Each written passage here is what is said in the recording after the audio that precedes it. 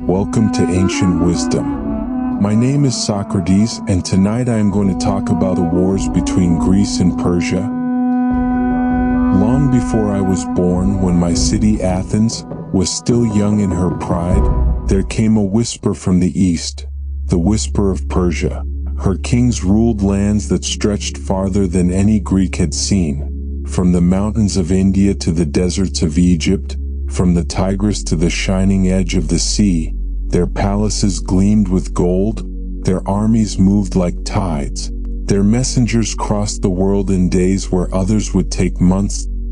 Greece was a small cluster of stubborn stones, bright but defiant. And yet, those little stones would not bow. The people of Athens, Sparta, and the islands stood by their freedom, as fiercely as a flame guards its light against the wind. That light, that unyielding love of liberty, would one day change the course of the world. The story you will hear tonight is not about kings or empires alone. It is about the heart of humankind, how courage is born in the face of fear, how unity grows from danger, and how wisdom rises from ashes. Each battle that came, Marathon, Thermopylae, Salamis, and Plataea, was not just a clash of swords, but of spirits. Each carried lessons that still breathe in our souls today. So as you lie there, let your breath match the rhythm of the sea, slow, calm, endless. Picture the ancient Aegean. Moonlight on the water, ships at rest upon the waves, and far beyond the horizon, a vast empire watching. This is where our story begins, in the quiet before the storm. Close your eyes now that we will walk together through the memories of our ancestors, through the rise of courage, the unity of the free, and the wisdom that endures long after victory fades. And as you listen, remember, the might of Persia was vast, but the soul of Greece was infinite. Now let us begin with the shadow that first fell from the east. When I was a boy, I often heard the elders of Athens speak of the East, of a world so wide and rich it seemed almost a dream. They spoke of Persia, the empire of the sunrise, where kings commanded legions beyond counting and where the very air was heavy with power. They said that its cities glittered like jewels set in the desert.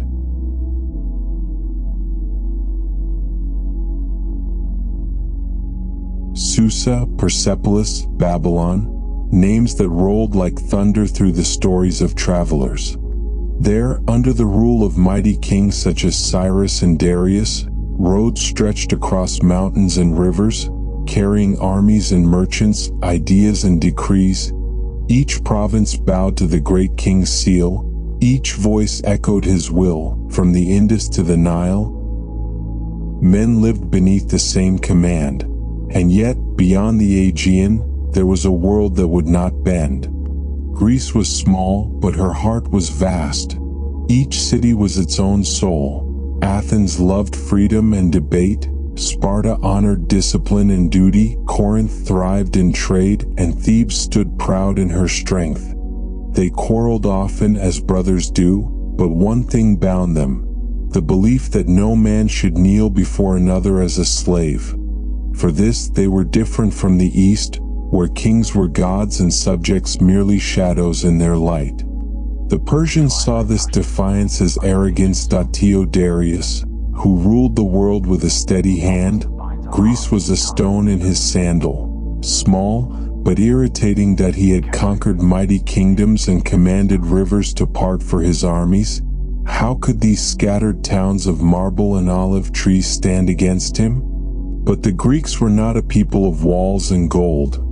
Their treasures lay in the soul, in the freedom to speak, to question, to choose. When the Persians looked upon Greece, they saw weakness. When the Greeks looked upon themselves, they saw meaning. Yet destiny moves quietly at first. Before the thunder of armies, before the clash of spears, there is always a whisper, a single act that awakens the storm. That whisper began not in Athens nor in Sparta, but along the shores of Asia Minor, among the Ionian Greeks, children of both East and West. They would be the first to stir the slumbering sea between empires. The elders told me that the Persians did not yet understand what was coming. They thought they faced a rebellion. They did not know they were about to face an idea. The idea that men could live free, that courage could defy kings, that the mind could be stronger than the sword. And so, from the distant coasts where the waves kissed foreign sands, came the first sparks of defiance. Sparks that would soon leap across the sea and set the heart of Greece aflame. It began, as all great storms do, with a single spark. Along the coast of Asia Minor, the land we called Ionia, lived Greeks who had built shining cities under Persian rule. They spoke our tongue, sang our hymns to the same gods, and told the same stories of Homer's heroes. But they lived under the great king's shadow, and though their walls gleamed, their hearts longed for the open wind of freedom. One year, weary of Persian governors and the tribute demanded from their hands, the Ionian Greeks rose in rebellion. They burned the Persian stronghold at Sardis, a fire that glowed red across the empire's horizon, and that blaze reached the eyes of Darius, the Persian king. They say that when word reached him, he asked who these rebels were, and when he heard the Athenians aided them, he took up his bow, placed an arrow upon the string, and prayed to his God, "Grant me vengeance upon Athens." So it was that our small city, through an act of loyalty to distant kin, drew the wrath of an empire that spanned the world. To many in Athens, that seemed a distant threat, Persia was far away, across mountains and seas, and men often believe danger cannot cross what they themselves have never crossed. But wisdom comes to us through distance. Sometimes the farthest thunder brings the nearest storm. When the Ionian revolt was crushed, the Persians struck with terrible swiftness. Cities burned, leaders were impaled, and freedom was silenced beneath golden banners. The survivors who fled to the west brought tales of horror, ships blackening the horizon, soldiers like waves without end. The message was clear: the great king does not forgive. In the marketplace of Athens, men debated what should be done. Some said we should submit, pay tribute, and be spared. Others said that to live under fear is a death that never ends. It was in those debates that the soul of Greece was forged, not in the clang of metal, but in the clash of ideas. Even then, the Persians had more soldiers than all of Greece had people. Yet, in the hearts of free men, numbers do not measure worth. I imagine those days often, when the decision was made, not by a king's command but by the voice of the people. Athens would stand defiant.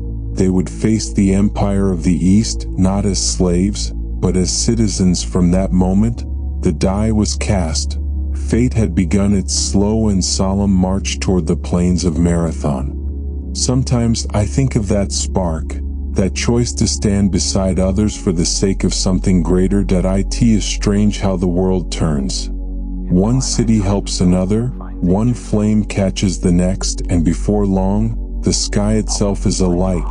The Ionian rebellion was crushed, yes, but its embers flew westward, landing in the heart of Greece. And there, the fire waited, patient and silent, until Darius lifted his gaze toward Athens and began to prepare his vengeance.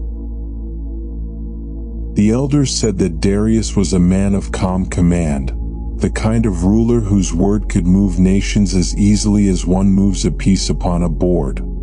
But beneath that calm was pride, and pride, when wounded, is more dangerous than anger. That he had conquered mighty lands and built a throne that stretched across 3 continents, yet one small city beyond the Aegean had dared to defy him. That he could not let that stand.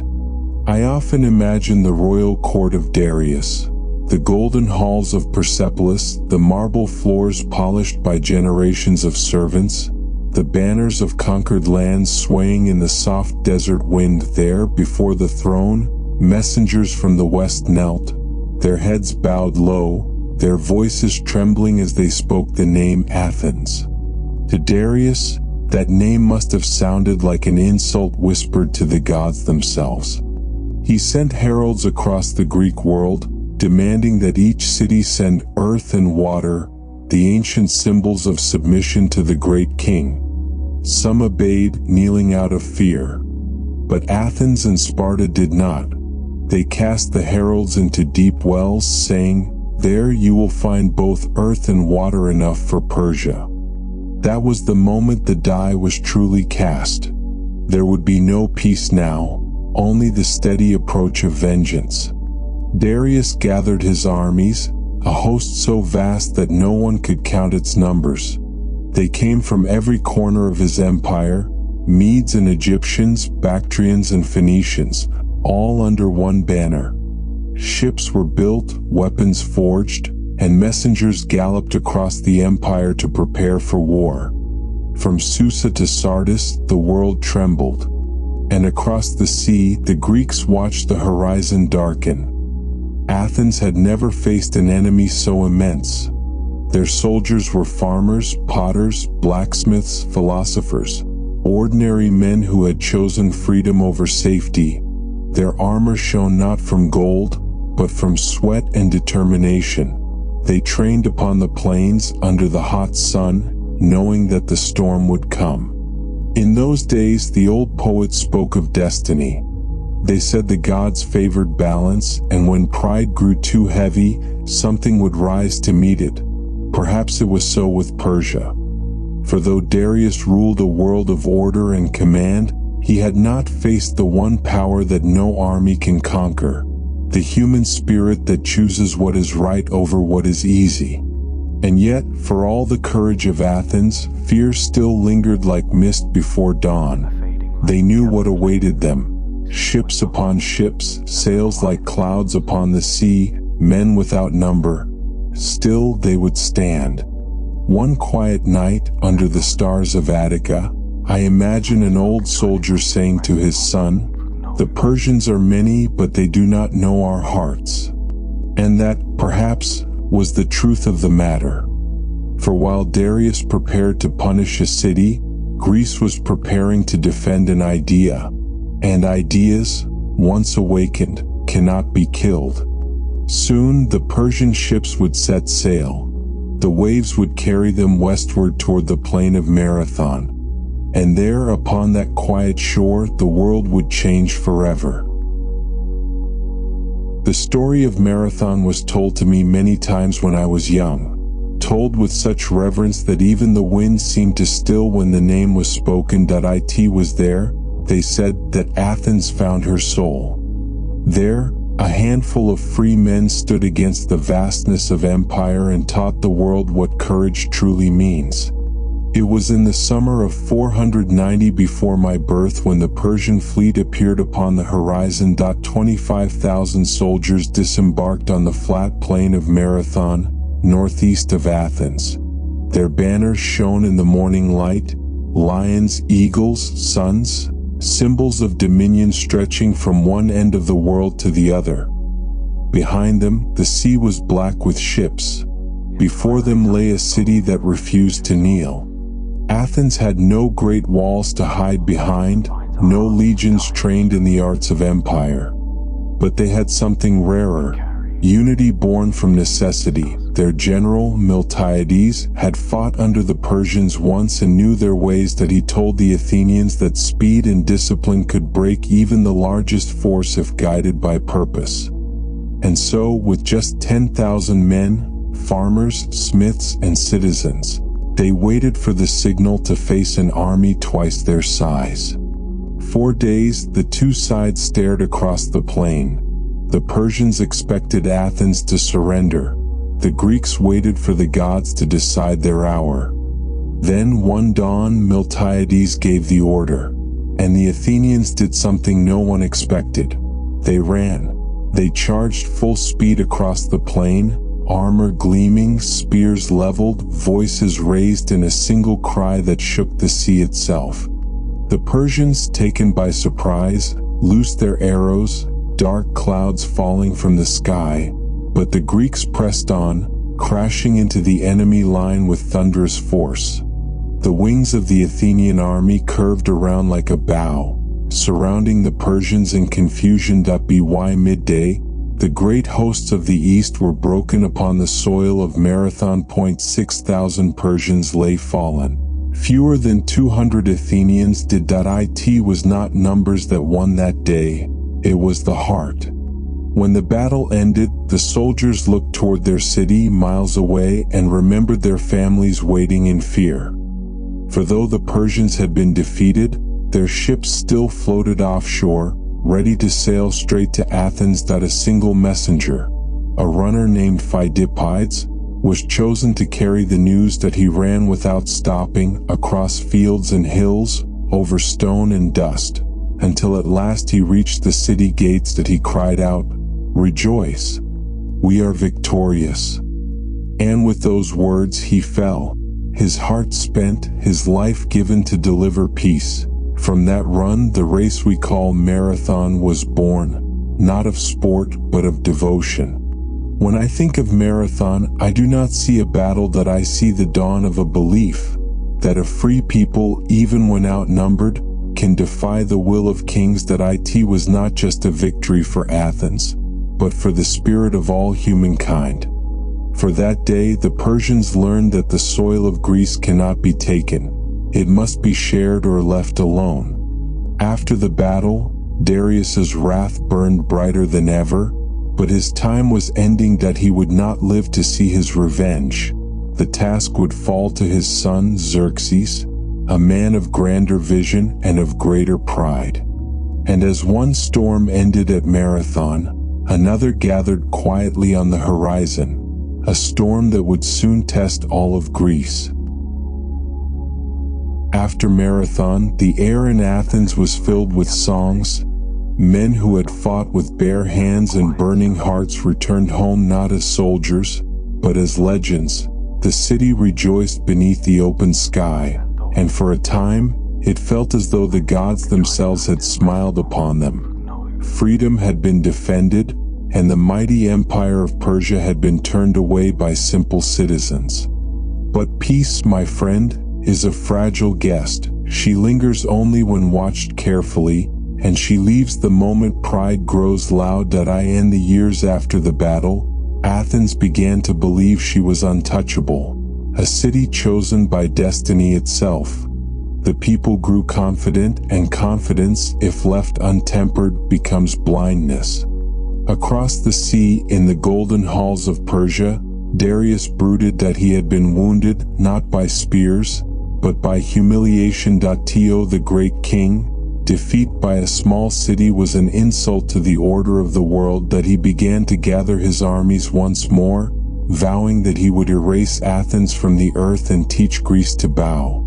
But the years were many, and the empire was vast, and before he could cross the sea again, death came for him quietly, as it comes for all men, even kings.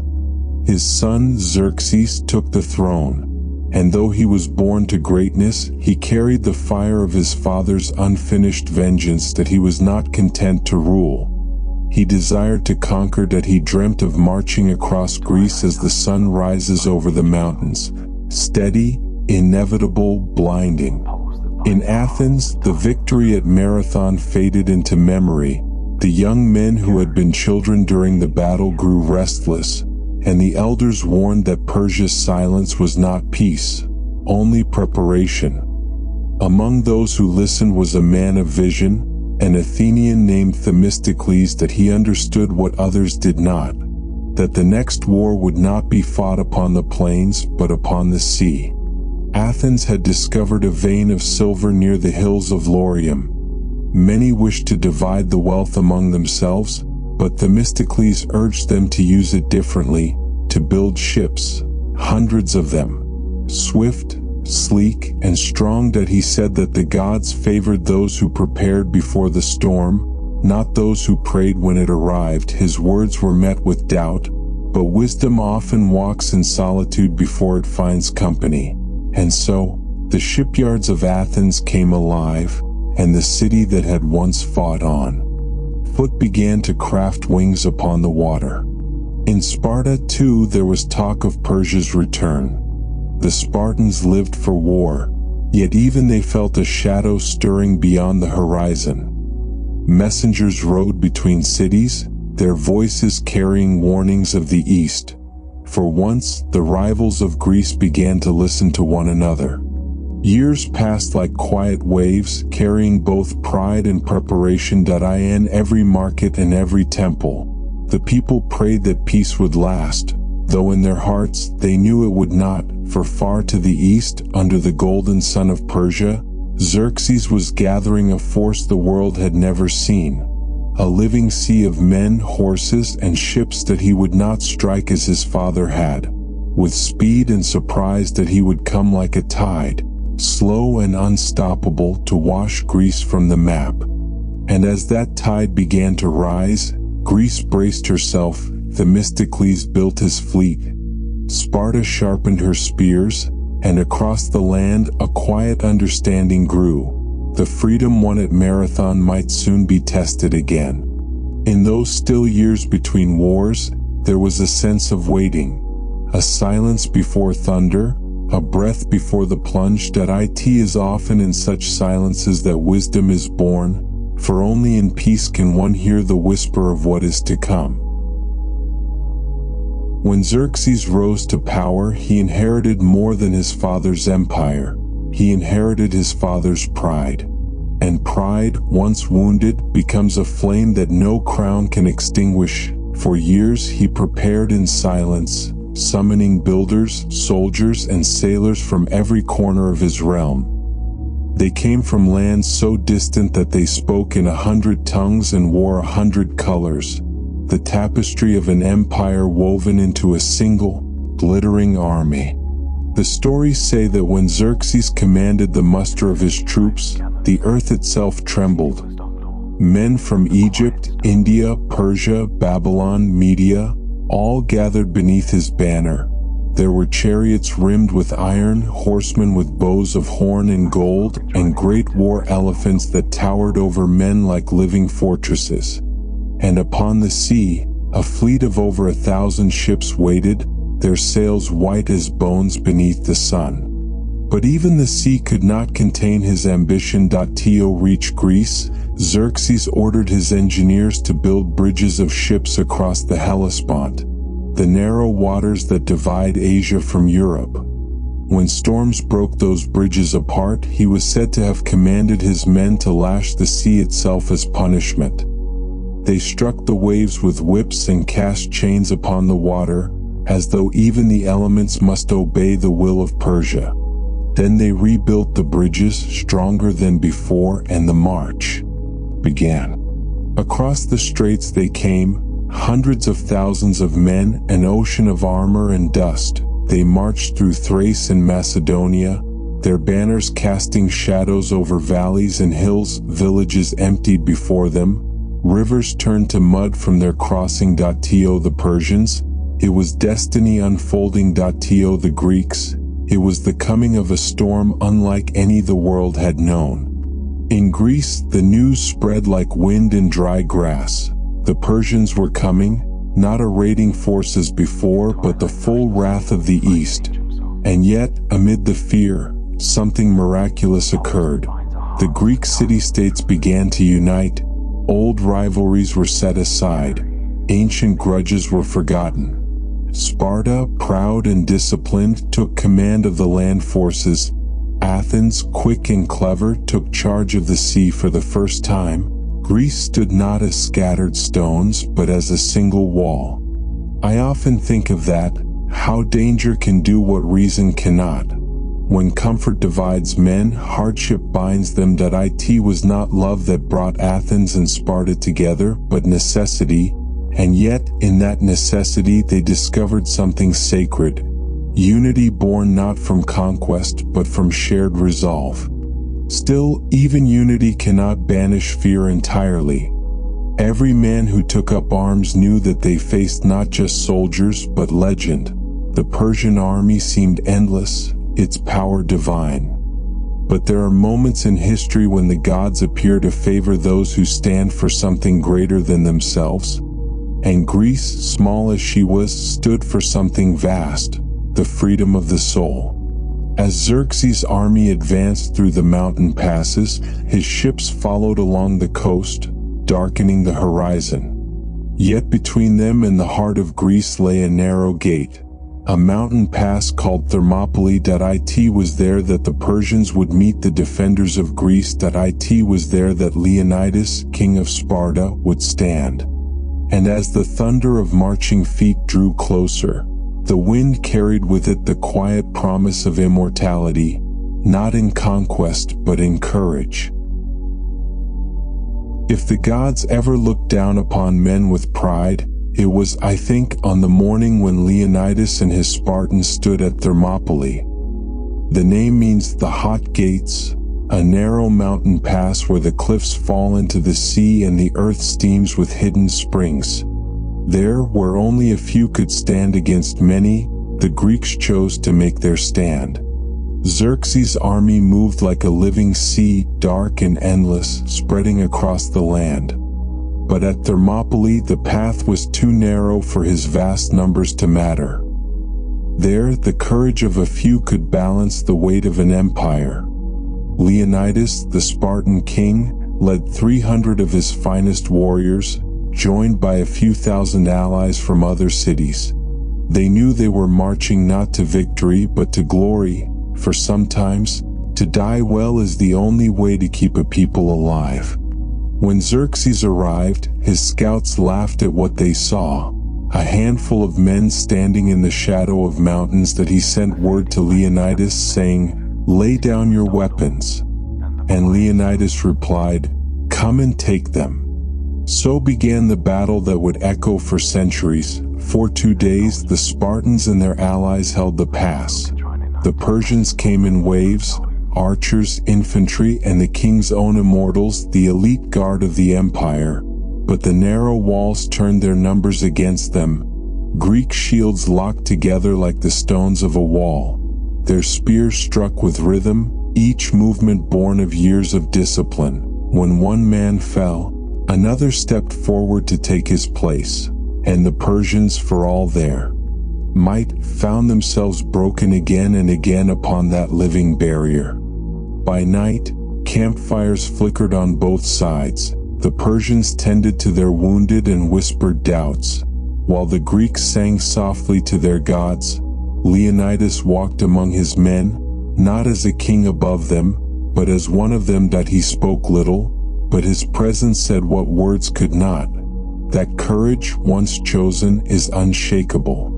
On the third day, betrayal found its way into the pass. A Greek named Ephialtes showed the Persians a hidden path through the mountains, a secret way that would allow them to surround the defenders. When Leonidas learned this, he knew their fate was sealed. That he dismissed most of his allies, ordering them to live and tell the story of what was done there. But he and his 300 Spartans remained. They would hold the line until the last breath.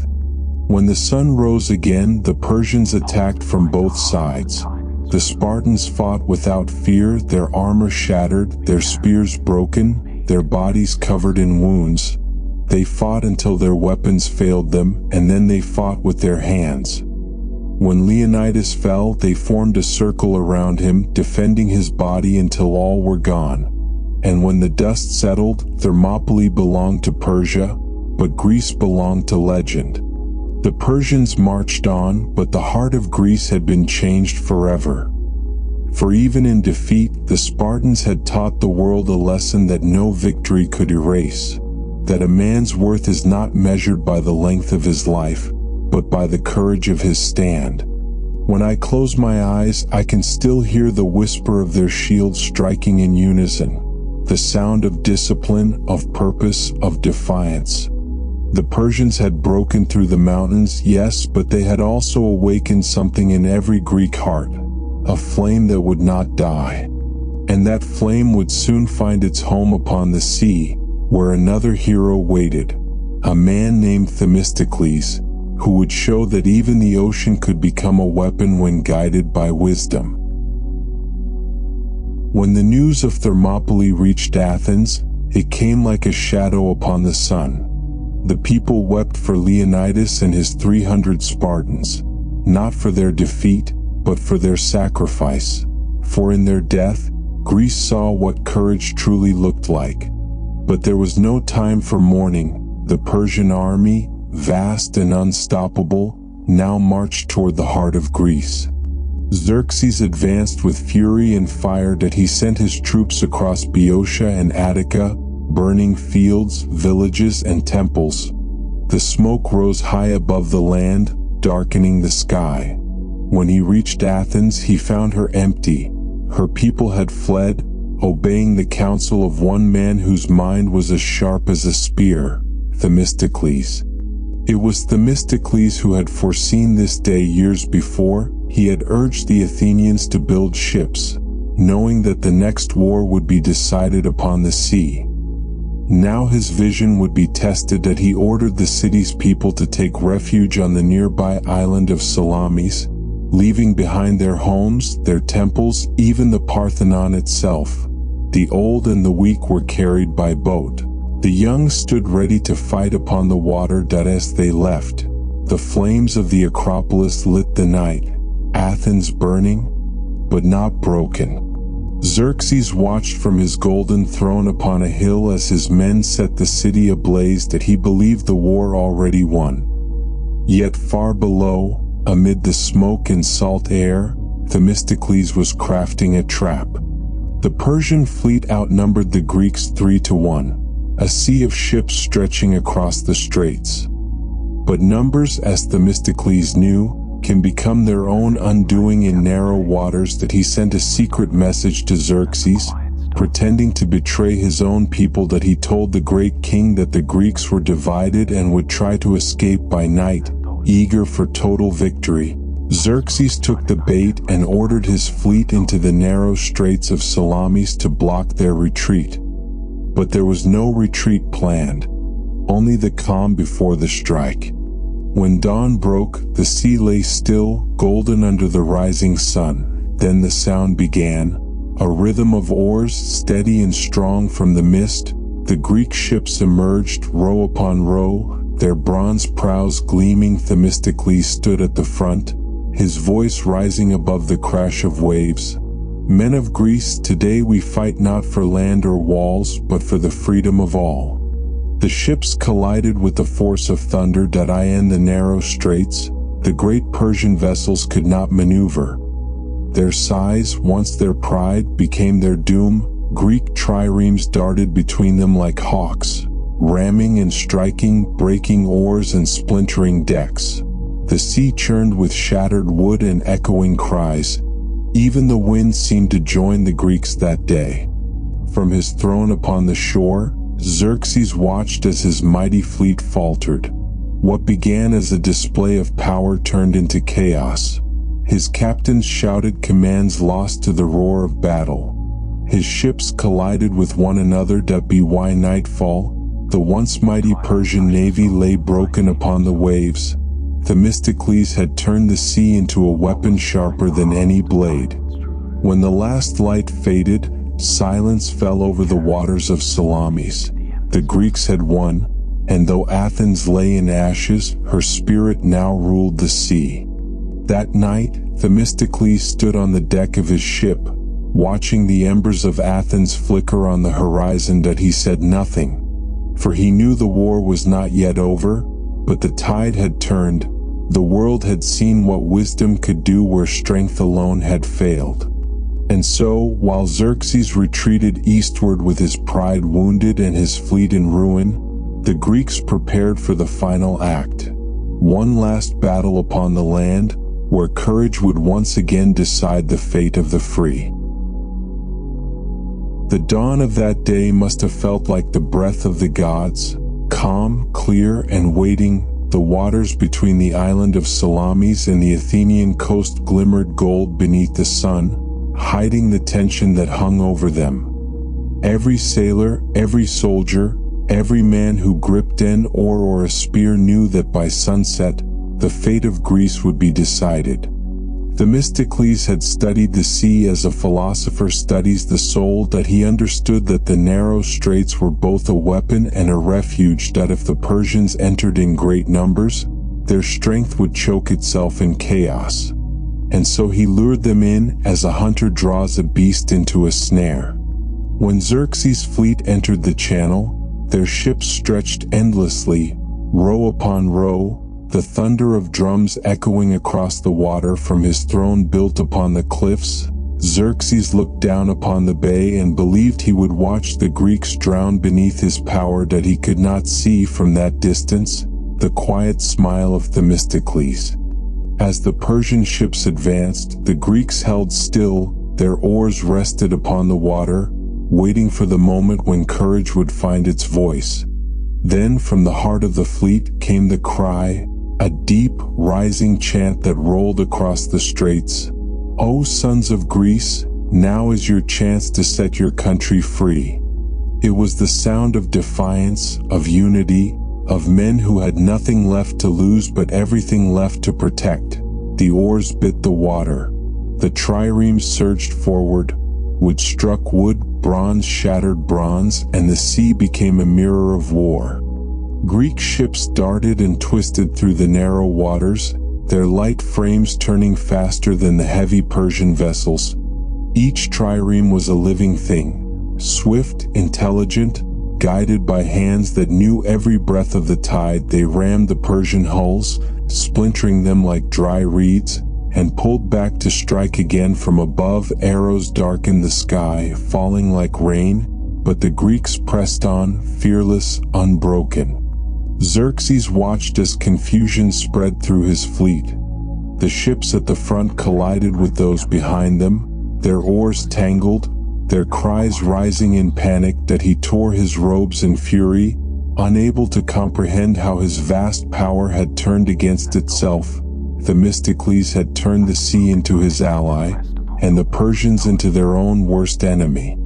One story says that as the battle raged, the women of Athens who had fled to Salamis stood upon the hills and prayed. When the sun reached its peak, they saw the Persian ships burning, and their prayers became songs of joy. For in that hour, Greece had done the impossible once again, defeated an empire not through might, but through mind. When the battle ended, the sea was quiet again, except for the crackling of broken timbers upon the waves. Thousands of Persians were dead or captured, hundreds of ships lost. The Greek fleet had suffered too, but it still floated, proud and alive, upon the waters of freedom.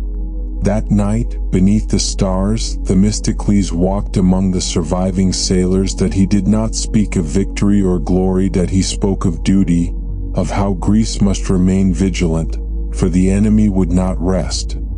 And in that moment, I think he knew that the truest triumph is not the defeat of others, but the survival of one's own spirit. When the fires upon the waves faded, the Greeks looked to the east and saw no sails returning. Xerxes, broken and humiliated, withdrew from Greece, leaving behind only a portion of his army to continue the fight. The sea had belonged to Persia. Now it belonged to the free. But the war was not yet over. There remained one more battle. One fought not upon the waves, but upon the soil of Greece itself, that it would decide, once and for all, whether freedom or tyranny would rule the earth. And that final battle would be fought on the fields of Plataea. The months after Salamis were strange ones. The Persians had been broken at sea, yet they still lingered upon the land, their armies vast as forests and heavy with pride. Xerxes, humiliated, returned to Asia, leaving behind his trusted general Mardonius to finish what he had begun. The conquest of Greece, that he thought that without their unity, the Greeks would soon crumble. But unity, once born in fire, does not fade so easily. The winter passed slowly. Across the cities of Greece, the people rebuilt what had been burned, and warriors prepared for what all knew was coming. The final reckoning.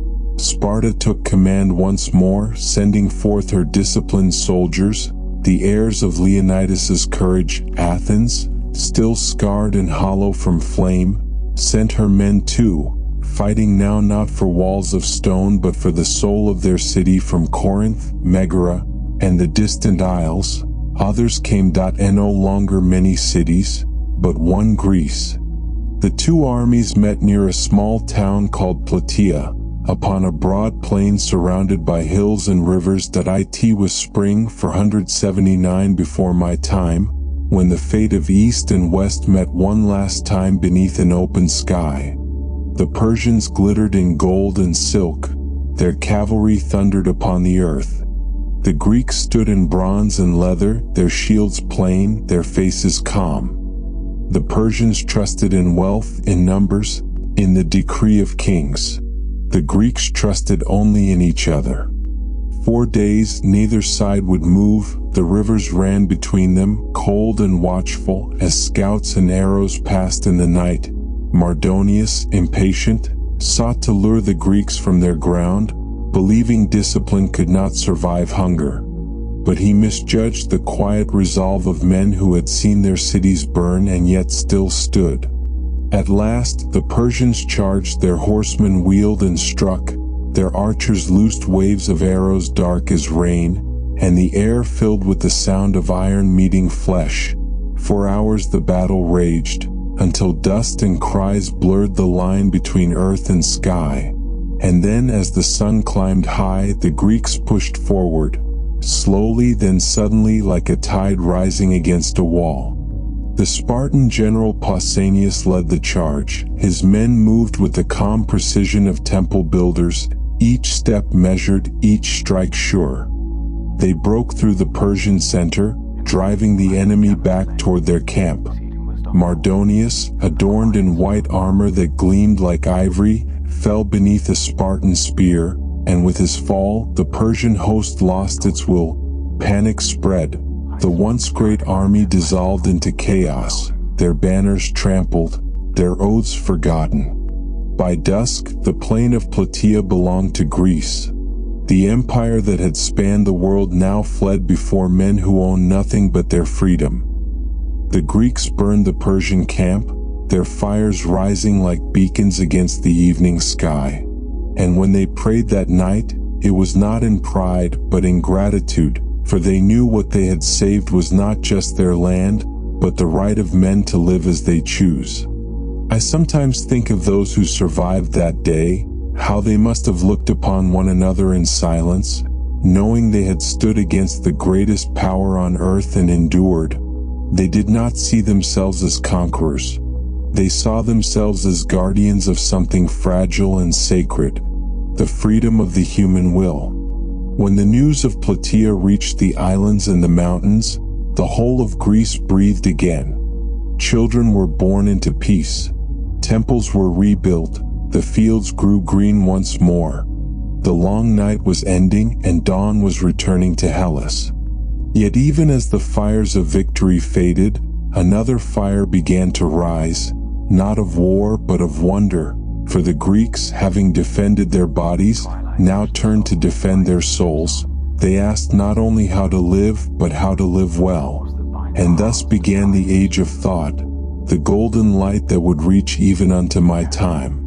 But before that golden age, the Greeks would unite one last time, not in battle, but in purpose. They would swear an oath to guard what they had won, and from it, a new brotherhood would be born. When the dust of Plataea settled and the last Persian sails vanished beyond the horizon, a strange stillness fell over Greece. For the first time in living memory, the air carried no fear, only the sound of hammers rebuilding, of laughter returning to the streets, of temples rising again from ruin. The war was over, yet the memory of invasion still lingered like a shadow that would not fade. The Greeks knew that peace, if left unguarded, could vanish as swiftly as it came. And so the cities gathered once more, not for war but for unity. Representatives from across the Aegean sailed to the sacred island of Delos, the birthplace of Apollo, whose golden light symbolized harmony among the free. There, beneath the clear sky and the marble gaze of the god, they formed an oath to defend one another, to protect their freedom, and to keep Persia forever beyond the sea. They called it the Delian League. At its heart stood Athens, her ships, her sailors, her cunning statesmen. All had proven their worth in the years of struggle. She was chosen to lead the league, to guard the shared treasury, to command the fleets that would keep watch over the Aegean. And so the wealth of Greece began to flow into her harbors, gold from the islands, silver from the cities, tribute from those who sought her shield. Athens, once humbled and burned, began to rise again, brighter than ever. Yet as her strength grew, so too did her pride. Leadership slowly became dominion, and the Delian League, born of brotherhood, began to bear the weight of empire. Ships built for defense sailed farther and farther from home. What was once unity began to feel like rule. But in those early years, when the league was young, the dream was pure. The Greeks believed they had crafted a new order, not of kings and conquerors, but of equals bound by choice, not fear. I imagine that gathering often, the sea shimmering around Delos, the voices of men carried on the salt wind, each speaking in a different dialect yet sharing one vision. They were building something unseen before. A league of free states held together not by command but by trust. Such things are rare in the world and fragile, for freedom, like flame, must be tended carefully. Too much wind and it dies, too little and it suffocates itself. From that alliance, Greece entered her golden age. Athens became a city of light. Her temples crowned with marble, her theaters alive with song, her schools filled with questions that would echo through time. It was as if, having fought for their right to live freely, the Greeks now sought to understand what freedom truly meant. And though I was not yet born in those days, I grew up in their afterglow, walking through streets built from victory and hearing tales of men who had turned the tide of history. Yet even then, the wise knew, every triumph carries within it a seed of challenge. The unity that had defeated Persia would one day falter, replaced by rivalry and ambition. But that was a story for another time, the story of how friends became foes and Greece once again turned her sword upon herself. For now, in the peace that followed Plataea, the land rested, the farmers sowed their fields, the sailors returned home, and mothers sang to their children beneath the same stars that had watched the wars of kings. The sea, once filled with the cries of battle, now whispered only with the wind, and upon the island of Delos, where the league had been born, the sacred fire of unity burned bright, fragile but alive. Years passed like gentle waves upon the Aegean. The scars of war slowly healed, though their memory lived in every heart. Persia, once so close and dreadful, now seemed a far and fading echo, a shadow beyond the eastern sky. The Greeks, ever watchful, still sent their fleets across the sea, keeping the oath of Delos alive. But time has a way of softening even the hardest edges of fear. At last, after many small battles and uneasy truces, there came a true peace. The Peace of Callias, they called it, named for the Athenian who carried it forth. The great king of Persia agreed to withdraw his ships from the Aegean and to trouble Greece no more. The long war that had begun before my birth, that had shaped the soul of our people, was finally over. Imagine it. An entire generation who had never known a world without the threat of Persia. Now, for the first time, their children could play beside the sea without looking to the horizon in fear. The black sails of war were replaced by the white sails of trade. The harbors of Athens filled not with warriors, but with artists, thinkers, and teachers. And in that peace, something wondrous was born, not an empire of soldiers, but an empire of the mind. Athens, rising from her ashes, began to shine like the morning star. Where once the clang of armor had echoed, now the music of flutes drifted through the air. Temples rose toward the heavens, their marble columns glowing gold beneath the sun. The Parthenon stood upon the Acropolis, not as a monument of conquest but of gratitude, a gift to the goddess Athena, protector of wisdom and courage. In the Agora, men gathered not to plan battles but to speak of justice and virtue. They debated the nature of the soul, the meaning of happiness, the duty of a citizen. Philosophy, the love of wisdom, bloomed like a wildflower after rain. It was as if the Greeks, having defended their freedom, now turned inward to ask how such freedom should be lived. From this peace came the greatest flowering of spirit the world had ever seen. The arts blossomed, sculpture, poetry, drama, all reflecting the harmony between man and the divine. Mathematicians measured the stars, architects measured beauty itself, and poets sang of truth as though it were a living thing. It was a time of light, a golden dawn after a long and bitter night. And yet, I must tell you, peace too is a test. It is easy to be brave when danger stands before you. It is harder to be wise when comfort surrounds you. Athens grew in power and pride. The delicate balance of Greece began to tremble once more. For though Persia's threat had faded, another struggle was beginning to take root, not against an empire but within ourselves. Still, I will not cloud this moment of calm with future storms, for there was a time, brief and shining, when Greece stood whole and unbroken, when the light of wisdom touched every home, and the spirit of freedom filled every breath. That was the gift of the peace of Callias, a promise that the sword may sleep and the mind may awaken. When I walk through the streets of Athens at twilight, I often think of those who fought to make such peace possible.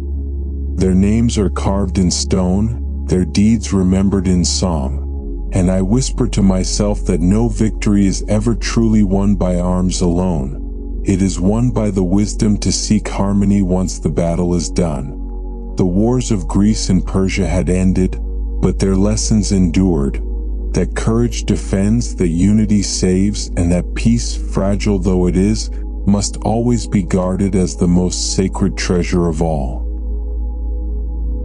When I think back upon those great wars, upon Marathon, Thermopylae, Salamis, and Plataea, I no longer see armies. I see choices. For every man who stood on those fields or sailed upon those waters had to make one, to live in fear or to live in freedom. And though many fell, not one of them chose in vain. Courage, I have learned, is not born from anger or pride. It rises quietly from love. Love for one's home, for one's companions, for the simple right to live by one's own reason. The Spartans fought for duty. The Athenians fought for liberty. Together they discovered something greater than both, that the strength of a people lies not in obedience, but in unity of purpose. Freedom, too, is not what many believe it to be. It is not the absence of law, nor the right to do as one pleases. Freedom is the harmony between responsibility and choice, the ability to stand upright, to speak one's truth, and to bear the weight of the consequences. A free man does not ask whether his life will be easy. He asks whether it will be just. Those wars taught Greece that the mightiest army cannot conquer the soul of a people who have decided to remain themselves. Empires may command obedience through fear, but no whip can bend the will of a man who knows what he is. That is why Marathon mattered. That is why Thermopylae endures. They were not victories of muscle, but of spirit. A reminder that courage begins not in the battlefield, but in the heart that refuses to kneel. I often walk past the statues of those heroes, their forms frozen in bronze, their eyes gazing toward some eternal horizon. But what they fought for was not glory, nor monuments, nor songs. They fought for the unseen, for the dignity that lives within each human being, the belief that life, even when brief, can be noble if it is lived with truth. Such lessons do not age, they whisper still in every generation that follows. And there is another truth, gentler but no less profound, that wisdom grows only when courage has cleared the way for it. Had Greece not stood firm against Persia, the light of thought might never have been born. The questions that define our souls, what is virtue, what is justice, what is love, would have remained buried beneath the dust of conquest. Because men dared to say no to tyranny, they earned the right to ask why they exist at all. Freedom, you see, is not given. It is discovered and rediscovered again and again by those brave enough to look within themselves. The Persian kings ruled by decree, but the Greeks learned to rule by dialogue. And in that dialogue, something eternal was born. The belief that truth is not owned but sought, not shouted but shared. I sometimes think the gods gave us war only so we might one day understand peace. For it is only by facing darkness that the value of light can be seen. And though I have spoken of kings and soldiers, of battles and treaties, the truest victory of Greece was not over Persia. It was over fear. When a man can face his own fear, when he can stand before power and say, "I will not surrender what is right," then he has already won. That to me is the lesson of our history, that courage is the seed of freedom and wisdom its fruit. And now, as the night deepens and the stars rise above Athens, I ask you to remember not the noise of war, but the silence that followed it. The silence in which men first began to think, to speak, to dream. The night grows still now, and the lamps of Athens flicker low. How peaceful the city seems, the hum of the wind through the olive trees, the soft lapping of the sea beyond the Piraeus, and the quiet murmur of life continuing long after the shouting of war has ceased. This, perhaps, is how history wishes to be remembered, not in the clash of swords but in the calm that follows. When I close my eyes, I see it all. The plain of Marathon washed in dawn's gold, the narrow gates of Thermopylae dark with smoke, the bright waters of Salamis alive with fire, and the field of Plataea where courage stood unshaken. I see men whose names are carved in marble, and others whose names were carried away by the wind, yet all of them live still, for courage does not die when bodies fall. It lingers, passed from voice to voice, like a song too ancient to forget. In the marketplace, I sometimes hear the young argue about those old battles, imagining heroes as giants, but I think they were men much like us, afraid, uncertain, trembling before the vastness of the task, and yet stepping forward nonetheless. For that is all courage ever truly is, the quiet decision to take one more step when the soul whispers to flee. From the ashes of those wars, a new Greece arose, not a land of conquerors but of questioners. Men began to ask, what is virtue? What is justice? What is truth? And from those questions came philosophy, art, democracy, the gifts that endure long after the memory of empires fades. It was as though, in defending the body of their land, the Greeks had awakened the mind of humanity. And yet, as I walk the streets of this city I love, I sometimes wonder what those ancient warriors would think if they could see us now, no longer fighting for survival but for meaning. Perhaps they would smile. Perhaps they would say that the hardest battles are not fought with swords, but with thoughts. For it is one thing to win freedom, it is another to live wisely within it. Every evening, when the sun dips behind the hills and the marble of the Parthenon turns to amber, I sit in the quiet and listen to the world breathe. The wars are long past, yet their lessons speak softly in that silence, that courage and wisdom must walk together, and that peace is not a gift of the gods, but a labor of the soul. So rest now, traveler of thought. Let the winds of the Aegean cradle your mind as the stars drift across the sky. The Persians have gone, the fires have cooled, and the story of Greece, of freedom, of unity, of spirit, now sleeps gently in the heart of all humankind. May you too find your own peace, your own courage, and your own quiet victory. For though the battles of men may fade into dust, the light of wisdom never dims. That it waits, eternal, in the stillness of the night, whispering softly to those who listen. Good night, and may the wisdom of the ancients rest with you until dawn.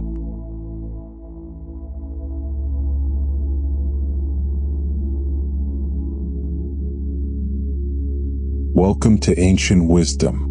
My name is Socrates, and tonight I am going to talk about the war I watched between Athens and Sparta, a war that taught me more about the human heart than any battle ever could. The war I speak of was not fought only with swords and shields. It was fought with pride, with fear, with the restless hunger that dwells in the hearts of men and cities alike. I saw it unfold before my eyes, the bright flame of Athens meeting the cool steel of Sparta. One city loved freedom, speech, and beauty. The other honored silence, discipline, and order. And between them, the gods watched, unmoved, as mortals tested the limits of their wisdom. When I was young, I walked through the streets of Athens with wonder. The marble gleamed beneath the sun. Philosophers spoke in the shade of the Stoa, merchants argued over olives and silver, and boys ran laughing to the gymnasium, their dreams as bright as the Aegean itself. I thought this would last forever, that reason and art had tamed the chaos of men. But peace, I learned, is like a bird that will not stay unless you hold it lightly. Once you grasp it too tightly, it slips away. Athens was proud then, proud of her temples, her theater, her poets, her fleet that ruled the sea. We called ourselves the teachers of Greece, the bringers of light to the darker minds of men.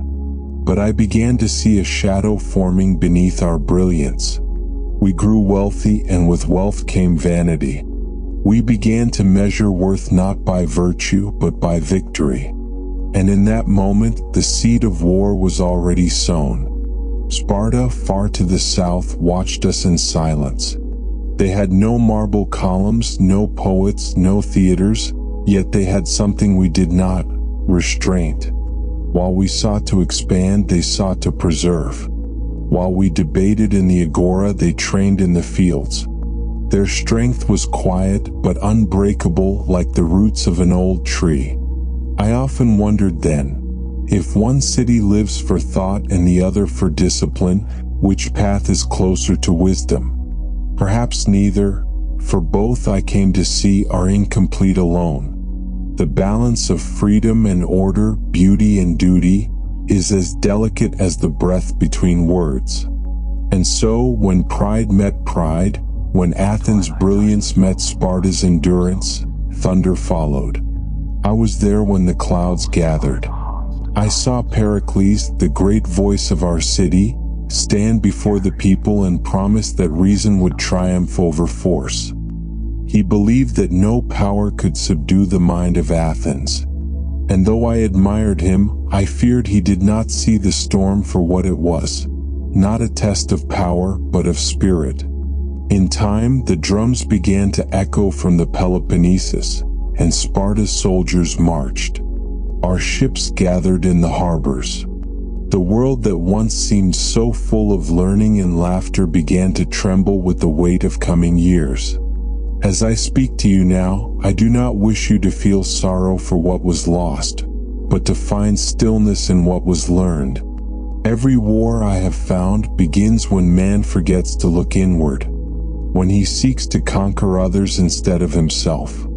Athens and Sparta were reflections of the same human struggle, the battle between thought and strength, freedom and control, ambition and humility.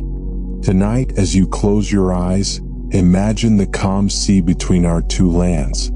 The wind carries no banners, no cries, only the whisper of time itself. It tells us that wisdom does not dwell in victory or defeat, but in the quiet understanding that follows both. So rest now. Let the story unfold gently. Let the lessons of the past drift into your dreams, not as noise but as peace. For tonight, we begin the tale of the war I watched between Athens and Sparta, and what it taught me about the soul of mankind. Before the storm that would divide Greece, there was peace, a fragile golden peace that shimmered over Athens like morning light upon calm water. I remember those days clearly, for they were the days when I first began to question what it truly means to live wisely. The city was alive then. The air was filled with the sound of chisels shaping marble, of poets reciting verses that made even the fishermen pause at the docks. The scent of olive oil and honey drifted through narrow streets, and laughter echoed in the courtyards. Men debated the nature of justice while children chased one another through the columns of the temples. Each dawn, the sun rose over the Acropolis, painting the statues in hues of gold, and every heart in Athens felt the pride of belonging to something greater than itself. We called ourselves the Light of Hellas, the School of Greece, the Guardians of Freedom. Yet even as the city gleamed, I began to sense the restlessness beneath. For peace, like a delicate vase, must be cared for with humility, and humility was not a virtue we often practiced. I would walk through the agora and hear merchants boasting of wealth, generals boasting of conquests, and politicians boasting of vision. Pride was in every voice, ambition in every gaze. We thought ourselves masters of fate, but we were already its servants. Far away, Sparta watched in silence. Their land was not adorned with art or song, yet they were rich in something deeper: obedience, endurance, and simplicity. They feared luxury as we feared ignorance. Their youth learned silence before speech, and their courage was measured not in words, but in restraint. Athens admired beauty, Sparta admired strength. Athens reached for the stars, Sparta stood rooted in the earth. Two souls of Greece, each pure in its way, each unable to understand the other. Often, as I sat in the gymnasium with my students, I would tell them, balance is the first wisdom. When one virtue grows too large, it devours the others. They would nod, but the city outside our walls did not hear. The spark was small at first, a quarrel between Corinth and a distant colony, a dispute over trade, pride, and influence. And then, like a match dropped in dry grass, the fire spread. I remember standing by the Knicks, listening to Pericles address the people. His voice was calm, his presence radiant. He spoke of courage, of honor, of the duty of Athens to lead the Hellenes. His words moved the crowd like waves stirred by the moon. I too admired him, his mind, his dignity, yet I could not silence a quiet unease. For I had seen how easily reason can become wrapped in the garments of pride. When the assembly ended, the people cheered, believing that greatness could never bring ruin. But I thought of the Spartans sharpening their discipline while we sharpened our tongues. That night, I looked out across the Athenian hills. The city lights flickered like stars, and for a moment, I wished the two cities might one day see themselves as reflections. Athens, the heart; Sparta, the spine. But men seldom see their mirrors until the glass is broken. And so the days of calm grew shorter. Envoys came and went. Threats turned into preparations. The laughter of the marketplace began to sound distant, as though the city was already listening for the footsteps of war. Still, the nights were beautiful then. I would walk to the edge of the sea and feel the cool wind on my face. The moonlight rested upon the water, and I wondered whether the gods, watching from their heights, smiled or wept for what was to come. The air itself seemed to wait, the calm before thunder. The ships slept in the harbors. The shields hung polished on the walls. Men dreamed of glory. Women dreamed of safety. And I dreamed of understanding, of knowing why men blessed with thought must so often destroy what they build. The next dawn, as the first light touched the Parthenon, a messenger arrived with word from Sparta. The peace was ended. The long night of Greece had begun. There are wars born of necessity, and there are wars born of pride. The one between Athens and Sparta was not a matter of survival. It was a matter of honor, and honor, when wounded by arrogance, becomes the most dangerous thing in the world. When the first envoys from Sparta came, I stood at the edge of the crowd in the agora. They spoke plainly without flourish. Withdraw your decree against Megara. Let Greece live in peace. But the Athenian assembly, full of eloquence and fire, shouted back with pride. We believed that no city had the right to command Athens, not even the Spartans with their cold discipline and spears of bronze. The decision was made not by swords but by words, words shaped by fear and vanity. And as the envoys left, I saw Pericles standing tall, unmoved. His mind was clear, his heart steady. Yet I wondered if even he could see the tide gathering on the horizon. In those days, I walked often through the port of Piraeus. The smell of tar and sea salt filled the air. Ships lined the docks, ready for war, their oars gleaming in the sun. Sailors spoke with excitement, not dread. They believed the gods favored Athens, that no power could stand against our walls, our navy, our brilliance. But I knew that when men speak too often of certainty, wisdom quietly leaves the room. Pride had entered Athens like a fever, and few wished to be cured. Sparta's pride was quieter, yet no less fierce. Their kings saw Athens as a disease spreading across Greece, a city of talkers and traders who sought to turn every alliance into empire. And so, they armed not in anger, but in conviction, believing themselves the surgeons of Hellenic order. Each city looked upon the other and saw its opposite, not its reflection. Athens thought Sparta a prison. Sparta thought Athens a plague. But both were mirrors of the same human soul. One seeking freedom without restraint, the other restraint without freedom. When pride meets pride, there can be no reason. I remember the first day the Spartan army marched into Attica. From the walls of Athens, I saw their torches flicker in the distance, like a chain of fire stretching across the plains. The farmers fled behind the long walls, bringing with them their animals, their tools, their lives packed into baskets and carts. The city grew crowded, restless, loud. Still, Pericles told us to endure. Our walls are our strength, he said. Our navy will feed us. The enemy cannot break what he cannot reach. And so we trusted him. But walls, though made of stone, are weak against time and fear. Inside those walls, tempers rose. The once spacious streets were filled with smoke and shouting. Children cried through the night. Old men coughed in the thick air. The people, trapped together, began to look for enemies among themselves. I would walk through the crowds, listening, questioning, reminding them that virtue is not proven in comfort but in patience. Few listened. Even the wisest find it hard to be calm when hunger begins to whisper. And so I learned, the war outside our walls was fierce, but the war inside the heart was greater. It was the war between anger and understanding, between the love of country and the love of truth. Once, as I sat by the harbor, a young soldier asked me, "Master Socrates, do you think the gods will bless Athens with victory?"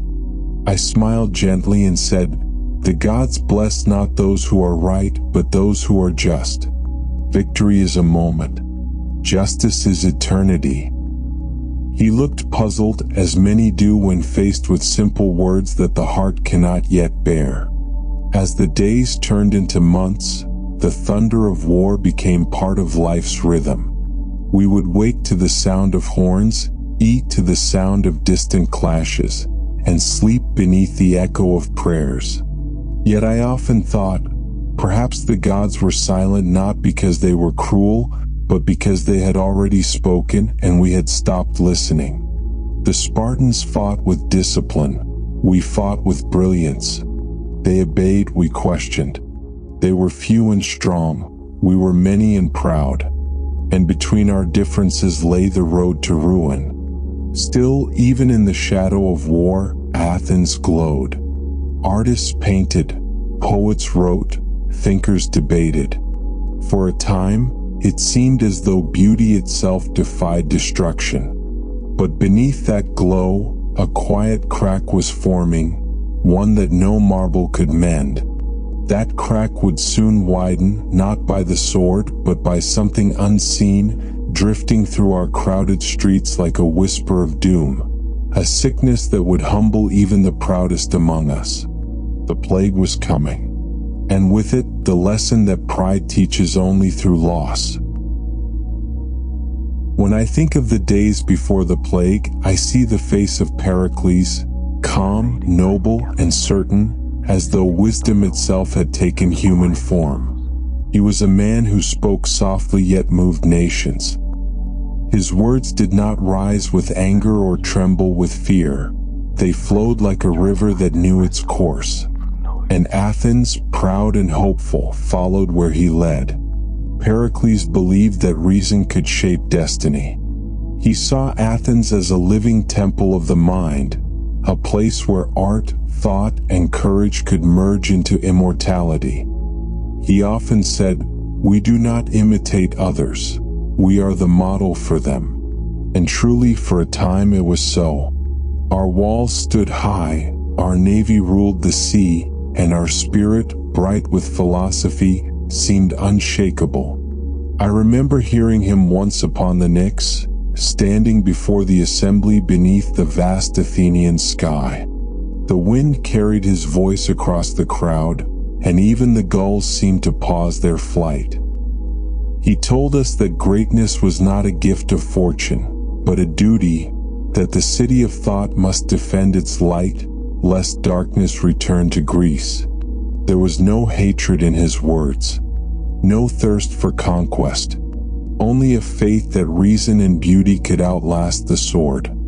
And yet, even faith can blind a man when it becomes too pure. I admired Pericles deeply. He had studied under Anaxagoras, who taught that the universe was guided by mind, not by caprice of gods, but by order and thought. It was a philosophy I cherished, that reason is divine, and to live rightly is to live with understanding. But as I watched the war unfold, I wondered whether reason can survive the roar of the crowd. Within the walls, Athens still gleamed. The Parthenon's columns shone in the sun, and the city's heart pulsed with pride. But pride, once fed, hungers endlessly. We thought ourselves chosen, invincible, destined to lead all Greece. And so, when Sparta demanded humility, we answered with defiance.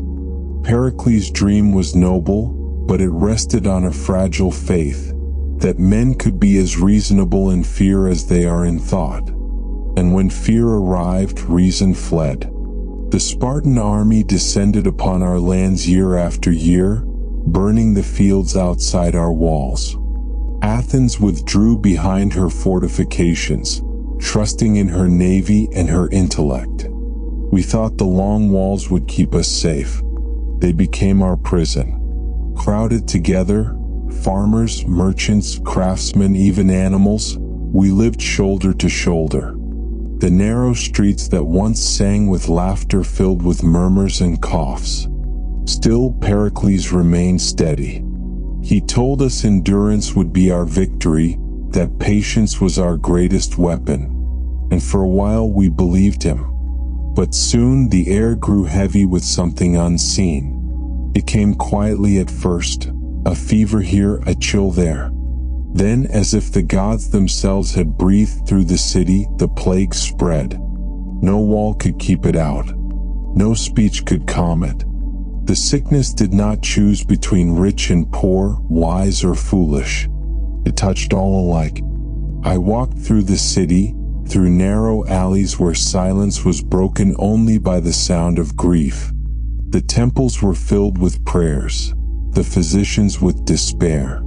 And I, who had always believed that knowledge was the cure for ignorance, saw that some things lie beyond the reach of understanding. Pericles himself grew ill.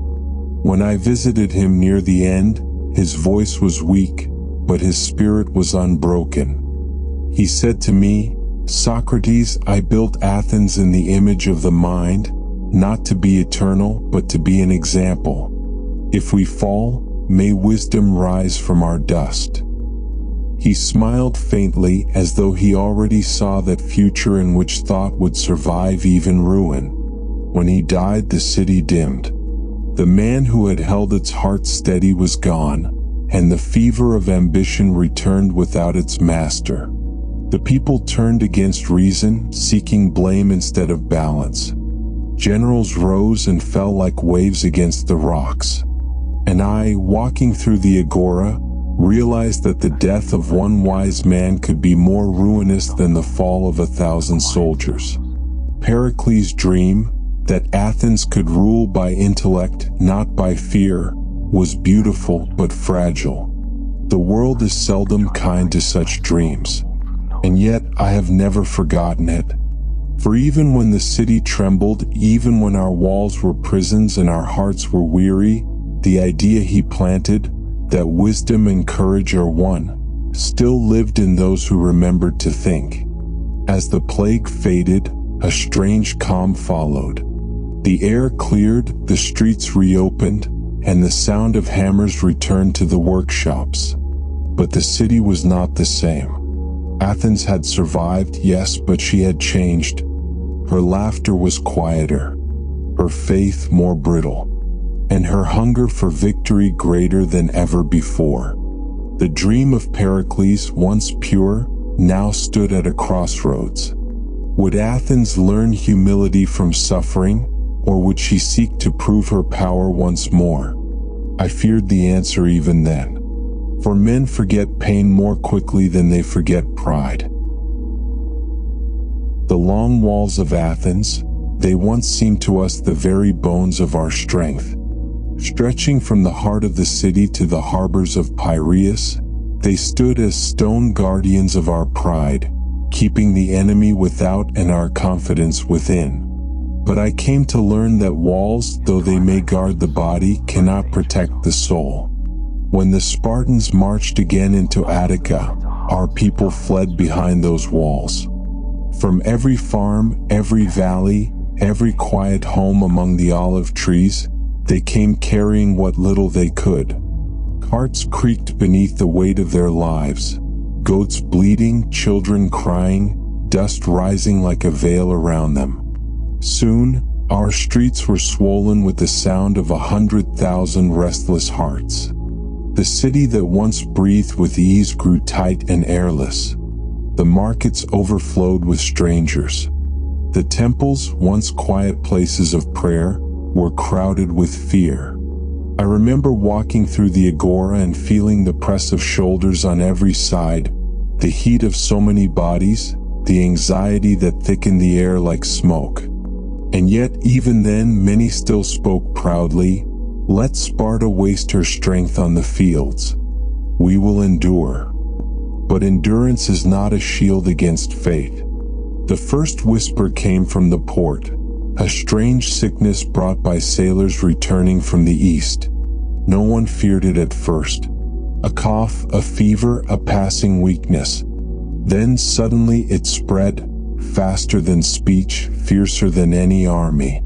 I saw men strong as soldiers fall in hours, their breath burning, their eyes clouded with confusion.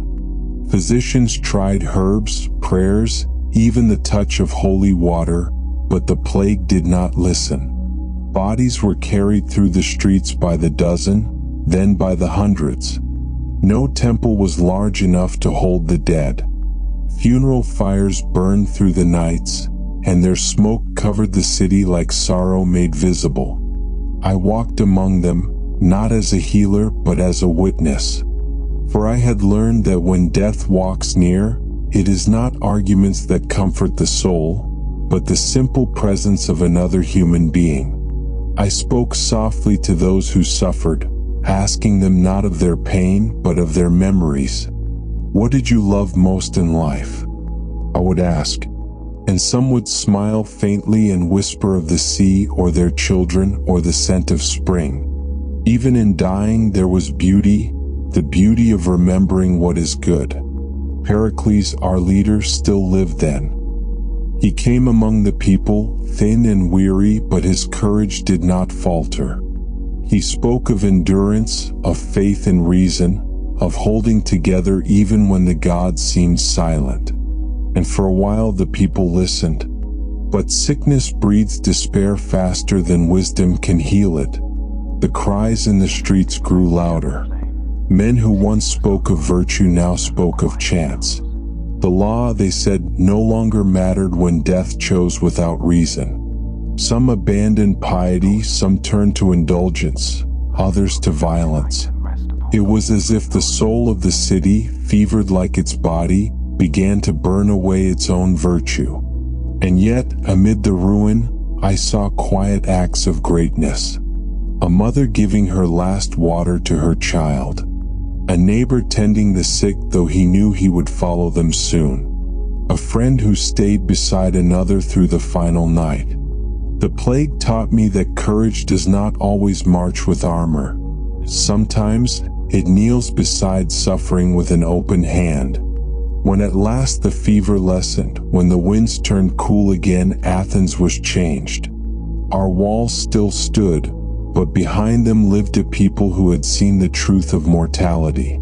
The same walls that had promised safety had become the echo chambers of grief. I stood once at dawn upon those walls, looking toward the countryside. Smoke from deserted farms drifted in the distance, and I thought, no enemy could have done this. It was not Sparta who defeated us that year. It was our belief that we could live without limits, that human will alone could command life and death. The gods, I think, do not destroy the proud in anger. They simply let pride destroy itself. When the sun rose higher, the stones beneath me glowed warm again, as if life, even after despair, wished to continue. And in that light, I understood, every wall we build outside ourselves must one day fall, if we are ever to see clearly what stands within. While Athens trembled within her walls, Sparta watched in silence. Their silence was not the silence of ignorance nor of fear. It was the silence of a mountain that endures every storm without complaint. I had long wondered about those people of the south, the Lacedaemonians who spoke little, desired little, and yet shaped destiny with so few words. Travelers who came to the agora would tell tales of their customs, of boys taken from their mothers at 7, of training that began in hunger and ended in discipline. They said that in Sparta, even the wind carried the sound of obedience, a city where no one asked why, only how well one could serve. To Athens, this life seemed joyless, barren of beauty. But I began to suspect that there was a kind of wisdom hidden in that austerity. For we Athenians had loved freedom so deeply that we forgot the virtue of restraint, while the Spartans had loved order so fiercely that they forgot the grace of freedom. Each city, in its devotion to one virtue, had abandoned another, and in that imbalance I saw the root of our quarrel. In Sparta, no gold was used for adornment. Their homes were plain, their clothing simple, their speech measured. A man who boasted was shamed, and one who sought wealth was distrusted. Even their kings, though born to rule, ate the same black broth as their soldiers. It was said that when their warriors marched, they sang hymns to rhythm their hearts, not to rouse anger, but to still it. To fight without rage was their highest art. In Athens, we measured a man by his words. In Sparta, by his silence. Where we sought applause, they sought approval only from their own conscience. And perhaps that is why they frightened us, because their calm exposed our noise. I once met a Spartan envoy during the uneasy truce that followed the plague. He was not a man of many words. He said to me, "Socrates, your city is clever, but cleverness is not wisdom. You make speeches, we make choices." There was no pride in his tone, only certainty. I remember thinking, perhaps he is right, yet perhaps he is blind to another kind of truth, that without thought, choice itself becomes a chain. It struck me then that both our cities were like two strong horses pulling in opposite directions. Athens toward the sky, Sparta toward the earth. Had they learned to move together, Greece might have become the chariot of the world. But pride, that ancient rider, held the reins too tightly. The Spartans had no poets, no theaters, no painted vases telling of their victories. Their glory lived only in memory, and memory dies with the teller. Yet in their silence there was peace, the kind of peace that comes not from pleasure but from acceptance. A peace I rarely saw in Athens, where we argued even with the gods. I often wondered what it would feel like to live among them for a season. To wake before dawn, to train until the body forgot fatigue, to eat in silence beside men who spoke only when necessary. Could a man like me, who loved questions more than commands, survive such a life? Perhaps not. But I think I would have learned something about stillness, the kind of stillness that listens before it speaks, that watches before it judges. And so, as the war stretched on, I saw more clearly what divided us. Athens feared silence and Sparta feared speech. One city trusted the word, the other trusted the sword. Yet both were seeking the same thing, excellence, arete, only by different paths. When the news came that Sparta had begun to build a fleet, the Athenians laughed. We believed that the sea belonged to us as surely as the sky belongs to light. But I remembered that silence can be patient, and patience can outlast brilliance. The Spartans were learning from us, even as we mocked them. They were shaping their discipline into strategy, their endurance into cunning. And so, while Athens rebuilt from the plague and tried to recall its confidence, Sparta waited, still, quiet, calculating. The silence of Sparta was not emptiness. It was the sound of preparation. When I lay awake at night beneath the Athenian stars, I would think of them, those men in the south sharpening not only their spears but their will. And I knew that when silence finally speaks, it is often too late for words to answer. Time does not rush in war, it crawls. It stretches across the mind like a long road through dust and memory, until one forgets where the beginning was and where the end might be. So it was with us in Athens. The years of conflict with Sparta moved not like thunder, but like a slow, unending echo. When the first enthusiasm faded, what remained was endurance. Every season brought the same sounds, the horns calling men to arms, the pounding of shipwrights on the docks, the prayers whispered in the temples. We learned to live with the war as one lives with the sea, no longer fearing each wave, yet never forgetting that it could drown us at any moment. I was no longer young then, though I still served when needed. The body grows slower with age, but the eyes grow sharper. I saw how the war shaped the faces around me. Boys who once ran laughing through the gymnasium now carried swords, and the stillness of those who have seen death too closely. Men who once debated philosophy now spoke only of rations, alliances, and revenge. And in the silence between battles, I would walk through the streets, listening. Athens was restless, proud still but weary. The laughter that once filled her theaters had become brittle. Her songs, though beautiful, carried a sorrow beneath their notes. I heard it even in the music of the lyre, the sense that joy itself was remembering what it had lost. The Spartans were patient as always. They would march, burn our fields, and return home. Each invasion was like the tolling of a bell, a reminder that time itself was our greatest enemy. They knew that Athens, rich and proud, could not starve in a season, but it could tire in a decade. I met many men who still believed in victory. Young strategoi, bold in spirit, who swore they would humble Sparta before they grew old. I admired their fire, but I also pitied it.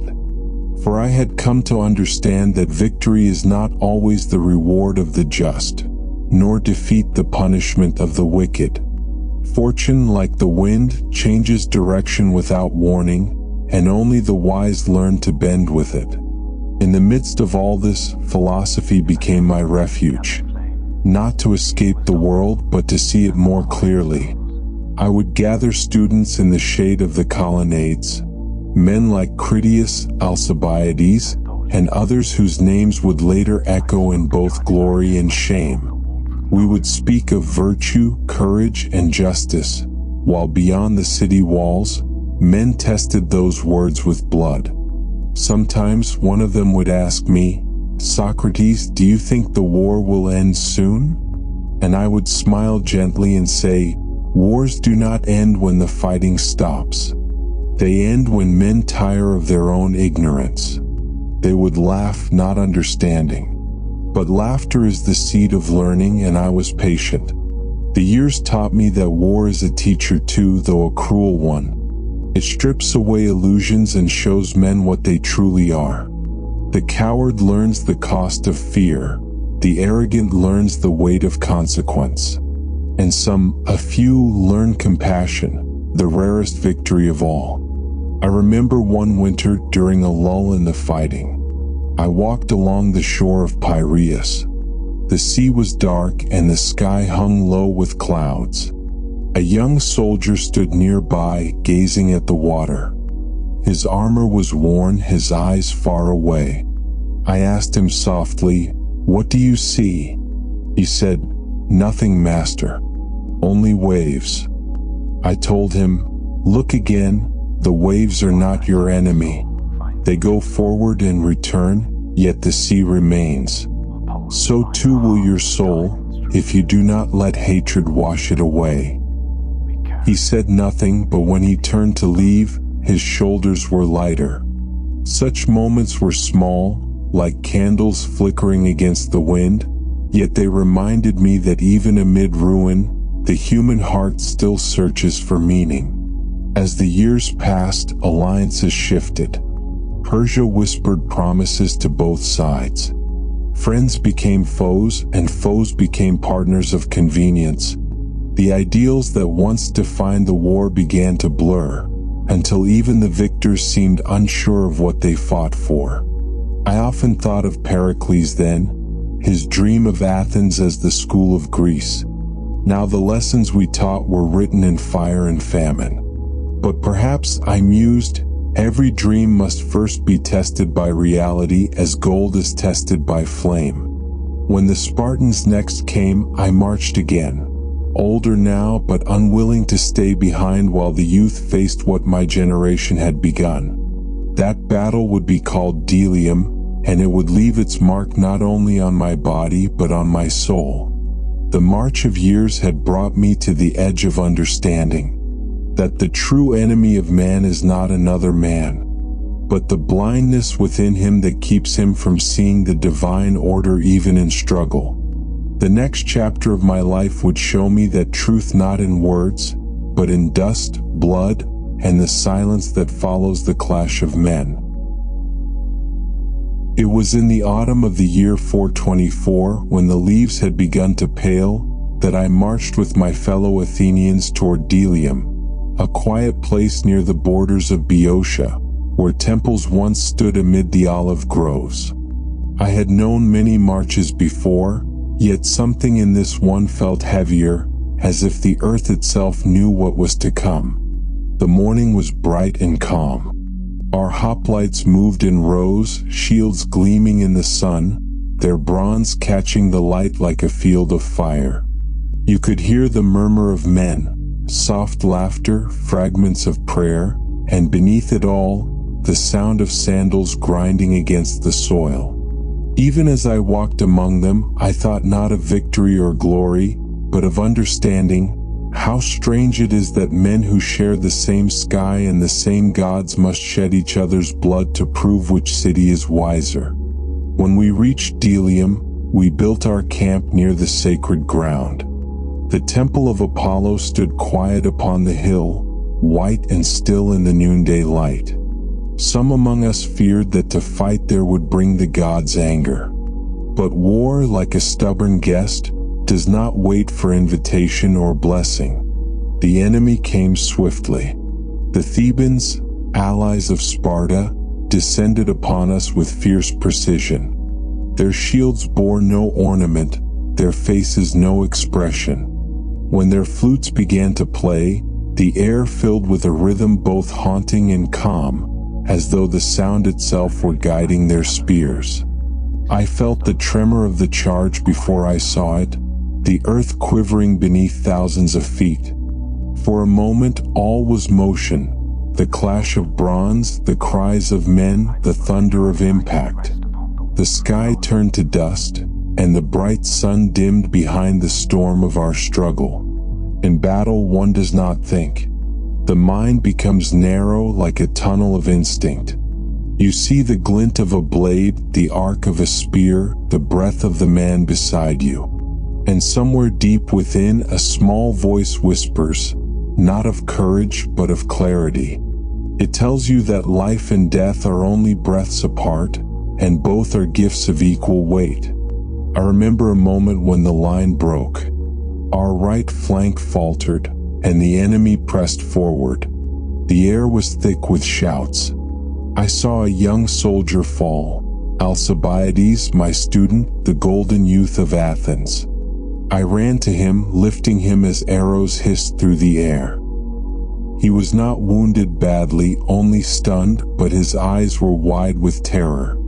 I carried him from the field, the dust clinging to our sweat, the sound of war ringing in our ears. Later he would boast of that day, calling it courage. But I remember only compassion, the instinct to save, not to destroy. As we withdrew, the fields of Delium shimmered with the heat of retreat. The dying lay where they fell, their armor catching the sunlight one last time before dusk took them. Some called to their gods, others to their mothers. And I, standing among them, felt an overwhelming stillness. For in that moment, surrounded by the noise of loss, I realized that there is a silence deeper than any Spartan discipline. The silence that comes when the soul understands its smallness before eternity. When night fell, I sat beside the road with what remained of our band. No one spoke. The stars shone cold and distant, indifferent to the dust and blood below. I remember thinking how the same constellations shone over both armies, over Athenian and Theban, over victor and vanquished alike. The gods, it seemed, cared little for which banner stood at dawn. We made our way back to Athens slowly. Some limped, some leaned on broken spears as walking staffs. The wounded were silent, not from pain, but from exhaustion that reaches beyond the flesh. I carried my shield the whole way, though others abandoned theirs. Not from pride, but from gratitude, for the lesson it had given me, that courage is not the absence of fear, but the refusal to let fear corrupt the soul. When we entered the city, the people greeted us not with cheers, but with weary eyes. They had learned, as we had, that victory and defeat were no longer clear things. Both carried the same face now, the face of suffering. That night, I washed the dust from my hands and sat beside the small oil lamp in my home. The flame flickered softly, its glow reflecting in the bronze of my armor. I thought of Alcibiades, of the men who had fallen, of the temple at Delium standing quiet again under the stars. And I whispered to myself, perhaps the gods do not test us to judge us, but to remind us of what we are, fragile and yet capable of great compassion. The war continued, of course. It always does. But something within me changed that day. I no longer saw enemies, only souls caught in the same storm, each seeking peace, each blinded by their own conviction of what peace must look like. The Battle of Delium taught me that wisdom is not found in triumph, but in the gentleness that survives after the clash has ended. And from that gentleness, I began to see the world anew, not as Athens against Sparta, but as humanity struggling always to understand itself. Among all the souls I met in my lifetime, few shone as brightly or burned as quickly as Alcibiades. He was my student once, though to call him that feels almost false, for his mind was a wild sea that no teacher could ever contain. When I first knew him, he was barely more than a boy, beautiful, clever, proud beyond measure. He could charm the sternest of men and disarm any argument with his wit. In him I saw both the promise of Athens and its greatest flaw, brilliance without balance. I remember the day he first sought me out in the gymnasium. He had heard me speaking to a small group about the care of the soul, that wisdom begins when a man learns to question his own desires. Alcibiades listened, frowning, and when I finished, he asked, "Socrates, do you mean that to question oneself is nobler than to conquer another?" I told him yes, for a man who conquers himself has no enemies left to fear. He laughed softly then and said, "Then perhaps I shall conquer both." I smiled, though I felt a quiet unease. For Alcibiades' soul was not content with one triumph. He wanted them all. He longed for beauty, for fame, for power, for love. He was like a flame that cannot decide what it wishes to burn. After Delium, his reputation grew. He spoke in the assembly with such passion that even the elders listened. He walked through Athens as if the city itself were his reflection, radiant, confident, adored. But I saw the hunger behind his eyes, the same hunger that devoured our city's peace. He would visit me at times, restless, pacing like a lion in a cage. "Socrates," he once said, "you taught me that wisdom is the greatest good. But tell me, how can I serve Athens if I do not first possess her power?" I told him gently, "To serve is already to possess." He turned away, unsatisfied, for those words did not glitter as he wished them to. Soon his ambition found its stage, the war itself. He convinced the people to send a vast fleet to Sicily, promising riches and glory. I remember his speech, his voice like honey, his gaze steady as a god's.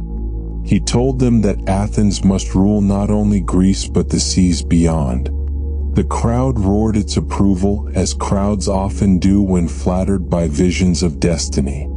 But I stood in the shadows, feeling the old weight of foreboding settle upon me. The expedition set sail under the bright summer sun. Trumpets sounded, banners waved, and even the sea seemed to cheer. Yet not long after, news came, whispers first, then certainty. Alcibiades had been accused of sacrilege. The people, fickle as wind, turned against him. He fled, not to obscurity but to Sparta, our very enemy. It was said he advised them on how to defeat his own homeland. Later, he fled again to Persia, where he sought refuge and influence. Each city he entered, he bent to his will. He was, in every sense, a man of genius and of tragedy. When I heard of his wanderings, I did not feel anger, only sorrow. For I knew that Alcibiades did not betray Athens out of malice, but out of the endless hunger of a man who could not rest. He sought greatness not as a gift to others, but as proof to himself. And such men, though dazzling, are never at peace. Once, years later, he returned briefly to Athens under amnesty. We met one evening in the agora. His hair was touched with gray, his eyes darker, but his charm undimmed. He embraced me warmly, saying, "Socrates, I have seen the world, Sparta's discipline, Persia's splendor, and I tell you, none compare to Athens. Yet Athens does not know what to do with men like me." I looked at him and said softly, "Nor do men like you know what to do with themselves." He smiled, though his eyes glistened with something that was not laughter. I told him that the soul of man is like a city. If it is not governed by wisdom, it is torn apart by its own desires. He nodded as if he understood, but I could see that his heart still listened more to the sound of applause than to the voice within. Not long after, he left again, and the next I heard, he was dead in a foreign land, struck down by those he once trusted. They said he died bravely, fighting with nothing but a cloak to cover him. I wondered, when I heard it, if in that final moment he found the peace he never knew in life. Alcibiades was the child of Athens, dazzling, restless, brilliant, and doomed by his own excess. He taught me that knowledge alone does not save a soul. It must be joined by temperance, by the quiet wisdom that asks, "Is what I want the same as what is good?" Even now, when I think of him, I feel neither pride nor regret, only the tenderness one feels for a star that burned too quickly and left the night darker for its passing. For all his flaws, he loved beauty deeply, and perhaps that, in the end, was his truest prayer. After Alcibiades fled, another man took command of that vast and fateful expedition, a man unlike him in every way. His name was Nicias, calm, cautious, pious, and reluctant to lead where others rushed blindly. If Alcibiades was fire, Nicias was water, steady, pure, and uncertain of his own depth. I knew Nicias well enough to see the quiet struggle within him. He did not crave glory. He longed only for order, for a world guided by reason and reverence. And yet, fate often chooses the gentle to carry its heaviest burdens. When the assembly first debated the Sicilian expedition, Nicias pleaded against it. He warned that Athens, weary from years of war, should seek wisdom over conquest. His words were careful, honest, unadorned, but the crowd wanted the thunder of Alcibiades, not the reign of reason. They called him timid, accused him of envy, and mocked his caution as weakness. And so, trapped by honor, he accepted command of the very campaign he had feared. I remember watching the fleet depart at dawn, a forest of sails catching the wind, trumpets echoing across the harbor, the sea glimmering like polished bronze. The people cheered, their eyes filled with dreams of empire. I stood apart, my heart heavy. I thought of Nicias, bound by duty, sailing toward a destiny he had tried to escape. The years passed, and whispers began to return, first uncertain, then grave. The siege of Syracuse was long and merciless. The soldiers fell to sickness, supplies dwindled. Nicias wrote letter after letter begging the assembly to recall him, warning that the gods themselves had turned against the venture. But the leaders in Athens hesitated, each fearing to appear weak. And so the suffering continued. At last the news came of disaster beyond imagining. Our fleet destroyed, our men trapped in a foreign land, thousands slaughtered or enslaved. The name Sicily, became a wound upon every Athenian tongue. When I first heard the full tale, I could not speak for a long while. For it was not only defeat, it was hubris laid bare, pride punished by its own blindness. Athens had sought to rule the world and in the process had forgotten how to rule herself. They said that Nicias bore his fate with quiet dignity. When the retreat began and the men despaired, he did not curse the gods or his enemies. He walked among his soldiers, limping from pain, speaking softly to steady them. He urged them to remember that even in failure, virtue was still within their power. Be men, he said, even in misfortune. When he was captured, the enemy spared him no mercy. But before his death, he prayed, not for victory but for forgiveness, that Athens might one day regain her wisdom. I believe the gods heard that prayer. In Nicias, I saw what few men understand, that goodness without strength is fragile, and strength without goodness is ruin. He possessed both, though in unequal measure, and for that he suffered more than most. When I walked once more along the harbor of Piraeus, where the sea winds carried only silence now, I thought of him. The same waters that had borne his ships to Sicily now reflected only the pale moonlight. The cries of celebration that had once filled the air were gone, replaced by the creak of empty masts swaying in the night.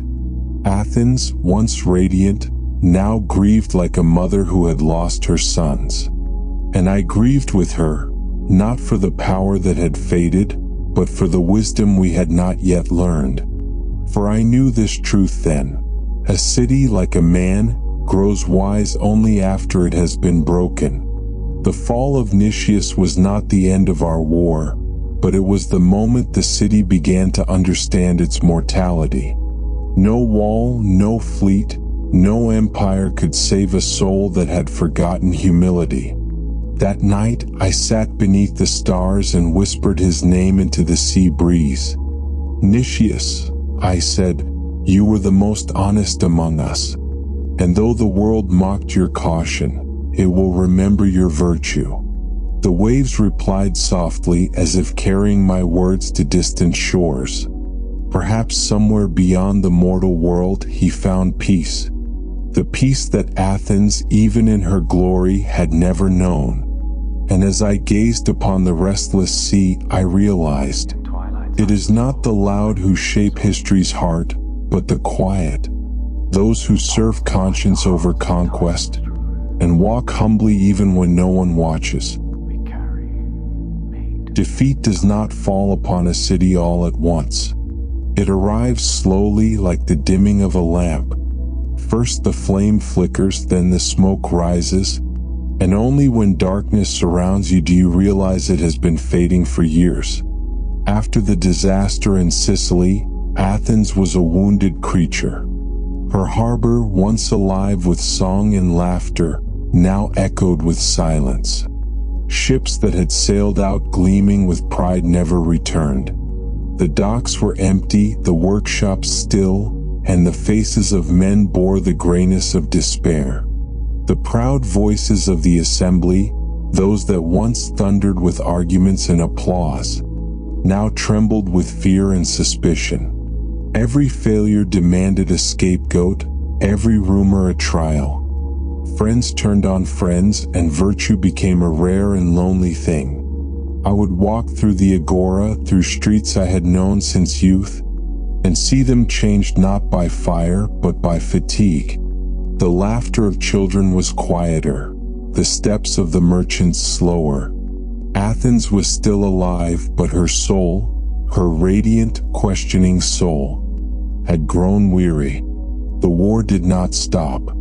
Sparta pressed harder now, emboldened by our loss. They built a navy trained by Persian gold and guided by those who once learned from us. Our enemies had studied our brilliance and returned it as a mirror. And that, perhaps, was the greatest defeat. To see one's own wisdom turned against oneself. I met many men who still clung to hope. They spoke of rebuilding, of victory through endurance. But I knew the shape of illusion when I saw it. Hope, when born of denial, is a fragile thing. I turned instead to those who still wished to think, to understand what had brought us here. In the colonnades and shaded corners, I gathered my students, young men who hungered not for conquest but for truth. We spoke not of strategy but of justice, not of enemies but of the condition of the soul. For I had come to see that a city falls only after its people forget to ask, what is right? There were moments, though, when I doubted even my own calm. I remember one evening walking through the ruins near the Pnyx, where Pericles once spoke and the people once dreamed. The air was still, the stones cold beneath the fading light. I placed my hand upon the marble and thought, how fragile are the monuments of men when their minds lose harmony. Yet even amid defeat, there were lights that did not fade. The artists still carved beauty into stone. The poets still sang, though their songs were heavy with mourning. And the philosophers, those few who remained, spoke more gently now, as though wisdom had learned humility. At night, I would sit by the sea, watching the waves rise and fall against the dark shore.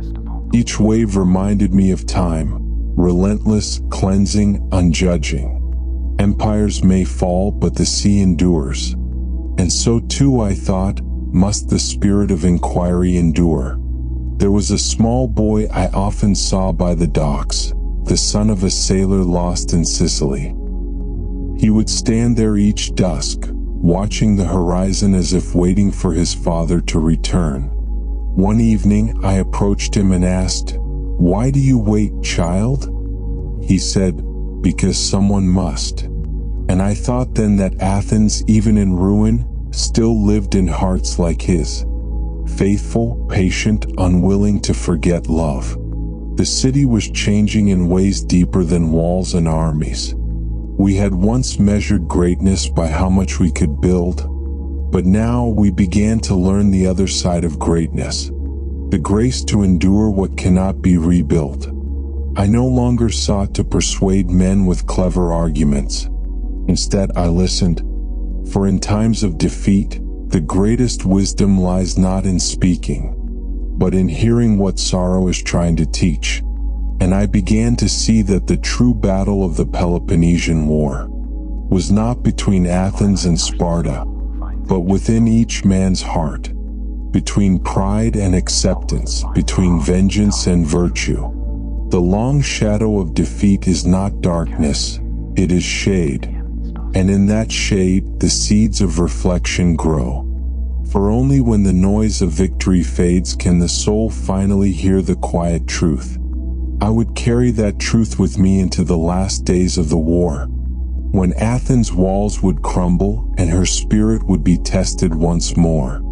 But even then, I knew, what can be destroyed is not what defines us. It is what remains after the fall that reveals who we truly are. The end came not with the roar of armies, but with a long, tired sigh. By the time Sparta's fleet, led by Lysander, closed the harbors of Piraeus, Athens had already surrendered in spirit. Our people were starving, our allies gone, our ships burned or captured. What once had been the brightest city under the sun now stood dim and hollow, a memory of its own greatness. For weeks, the Spartan blockade strangled us. I remember walking through the streets and seeing children pale from hunger, soldiers leaning against the walls with hollow eyes, and mothers sitting in silence, too weary even for tears. We who had once debated the forms of virtue now debated how to survive the next dawn. Everywhere the air was thick with smoke and despair. Our proud navy, the shield of Athens, was gone. The sea, once our freedom, had become our prison. The markets were empty, the temples cold. Even the birds had left the city, as if they too could no longer bear the silence. And yet, even in that stillness, there was a strange dignity. Men no longer spoke of conquest, but of endurance. The arrogance of youth had passed. What remained was the endurance of old souls who understood that all things mortal must yield. When the news came that Sparta demanded our surrender, the assembly met one final time. No one shouted this time. No one gestured in fury.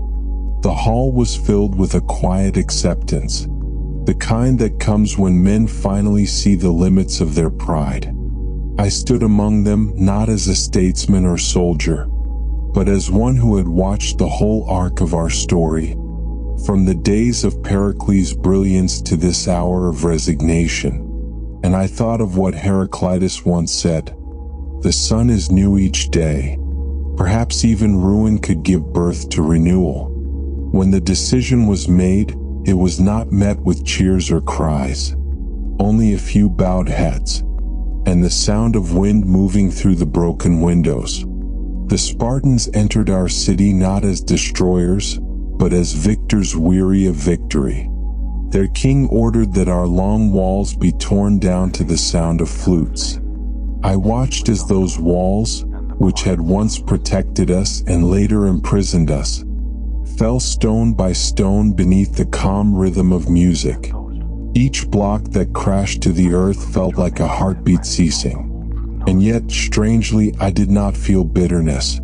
Only the solemn peace that comes when a truth long denied is finally accepted. Some among us cursed the gods. Others cursed the Spartans. But I could not. For I had come to see that the gods do not choose sides as men do. They give us freedom, and in that freedom we carve both our triumphs and our tragedies. That evening, as the sun sank behind the Acropolis, the light struck the marble temples with a soft, fading glow. The Parthenon, though scarred by smoke, still stood, proud, silent, enduring. And I thought, perhaps Athens is not in her stones, but in the spirit that built them. The wisdom, the curiosity, the relentless questioning, those were not dead. They could not be conquered. I walked to the Pnyx, where once I had listened to Pericles' voice rise like thunder. Now the stones were cracked, the benches empty. Yet the wind still moved there, carrying the faint echo of old debates, as if the very air remembered what it meant to think freely. A young man approached me, one of my students, trembling. He said, "Master, is this the end of Athens?" I looked at him and placed a hand upon his shoulder. "No," I said softly, "this is not an end. This is the moment when pride dies and wisdom is born. The city has fallen, but the search for truth will rise again, in you and those who come after." He nodded, though tears shone in his eyes.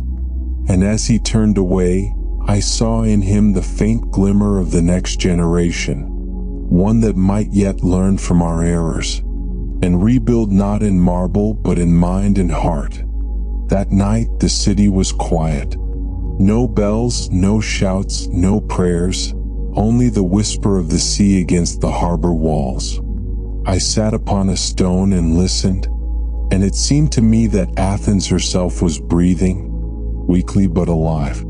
The Spartans had taken our power, but they could not take our thought, nor the restless questioning that defines the human spirit. And so, beneath the ruins, I felt a new beginning stirring, a tender, invisible flame that no conqueror could extinguish. For though the city had fallen, soul, the pursuit of wisdom, still stood upright, calm in the ashes, waiting for dawn. When the Spartans left our city in the hands of their allies, peace did not return. It rarely does when men confuse silence with harmony. In the empty space left by war, another darkness crept in, one not of swords but of power. They called themselves the 30 Tyrants, and they ruled Athens not by law but by fear. I had seen tyranny before in the hearts of men, but never so plainly in the face of my own city. These were Athenians, not foreigners, not invaders, yet they served Sparta's will and their own greed. Critias, once my student, was among them. Brilliant, eloquent, yet corrupted by the taste of control. He had listened to my words in youth, but learned only the shape of thought, not its soul. They spoke of restoring order, of cleansing Athens of corruption. But in their mouths, those words turned to poison. They sent soldiers into the homes of the innocent. They seized property, executed rivals, silenced voices. The same streets where philosophers once argued now echoed with the steps of patrols. The same agora that had birthed freedom now smelled of fear. I kept to myself in those days, teaching quietly when I could, seeking the company of students who still believed that virtue was not a matter of convenience. I told them that when evil rises, the philosopher's task is not to fight with the sword, but to keep truth alive, to protect the flame of conscience while others stumble in darkness. But even silence can draw suspicion. One morning, 2 soldiers came to me with a summons. Critias himself had sent them. He demanded that I and 4 others go to arrest a man named Leon of Salamis, an honest citizen, guilty only of independence. I listened, then said calmly, "If this command is unjust, I will not obey." The soldiers warned me that disobedience meant death. I answered, "Then let it be death if the choice is between wrongdoing and suffering." I went home that evening prepared for arrest. But the gods spared me, for their cruelty was reserved for another day. Soon after, the tyranny began to crumble. The people rose, the exiles returned, and the 30 were driven out like shadows before dawn. Yet the peace that followed was uneasy. Athens had regained her freedom, but not her trust. When a city has been betrayed by its own sons, it learns to suspect even virtue. And in that fragile peace, I found myself once again standing before judgment, not for disobedience to tyranny, but for devotion to truth. The charge they placed upon me was absurd, that I corrupted the youth, that I did not honor the gods of the city.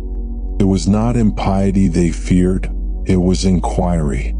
For I had taught young minds to think for themselves, to question power, to love reason more than reputation. And nothing unsettles the comfortable more than questions they cannot answer. In the courtroom, I stood calm as the accusers spoke. They painted me as a danger, a disturber of peace. But peace built on ignorance is only the pause between storms. When my turn came, I did not flatter them with apology. I told them that I was a servant of the God, that my questioning was not rebellion, but devotion to the care of the soul. I reminded them that the unexamined life is unworthy of man. Some wept, others frowned. Many were angry, for truth, when spoken plainly, often sounds like insult to those who live in self-deceit. When the verdict came, guilty, I felt no surprise. When they asked what punishment I proposed for myself, I smiled and said, "Perhaps I should be rewarded with a meal for serving the city's mind." They did not laugh, and so they condemned me to death. But I tell you this, I did not fear it. I had seen too much of war, too much of corruption, too much of ignorance pretending to be justice. What was death compared to a lifetime of cowardice? The body perishes, but the truth lives where courage has spoken. As I left the court, I looked once more at the city that had shaped me. Her walls broken, her pride humbled, her soul uncertain. And yet I loved her still. For Athens, even at her most unjust, remained the greatest teacher I ever had. The 30 tyrants had ruled with violence. The people who condemned me ruled with fear. But both were prisons of the same kind. prisons of the mind where men mistake comfort for wisdom. And I knew then what I had long suspected. The true war I had watched all my life was never between Athens and Sparta, but between ignorance and understanding, a war that no city can escape, and that every soul must fight within itself. That night I returned home beneath a quiet sky. The stars above Athens glimmered faintly, and I thought how constant they were, untouched by our triumphs, untroubled by our failures. And I whispered to myself, "Let me die as I have lived, in peace with what I know to be true." In the final years of my life, the city around me seemed quieter, but not peaceful. Athens had survived her enemies, her tyrants, and her hunger, yet she had not yet survived herself. The people spoke of rebuilding, of restoring temples and ships, but I knew the deeper rebuilding must happen within, in the hearts of men who had forgotten what it means to live wisely. I spent my days walking through the agora once more, though the stones felt older beneath my feet, and the voices that rose there seemed gentler, humbler, like men speaking in the presence of something sacred that they had once defied. There were new students now, Plato, Crito, Apollodorus, and others who came not to seek cleverness but clarity. They sat with me in the shade of the colonnades, and we spoke not of empires or war, but of the soul, of justice, virtue, and the quiet courage that endures when all else fades. The war had taught me what peace could not, that wisdom grows not from victory, but from loss that one survives with grace.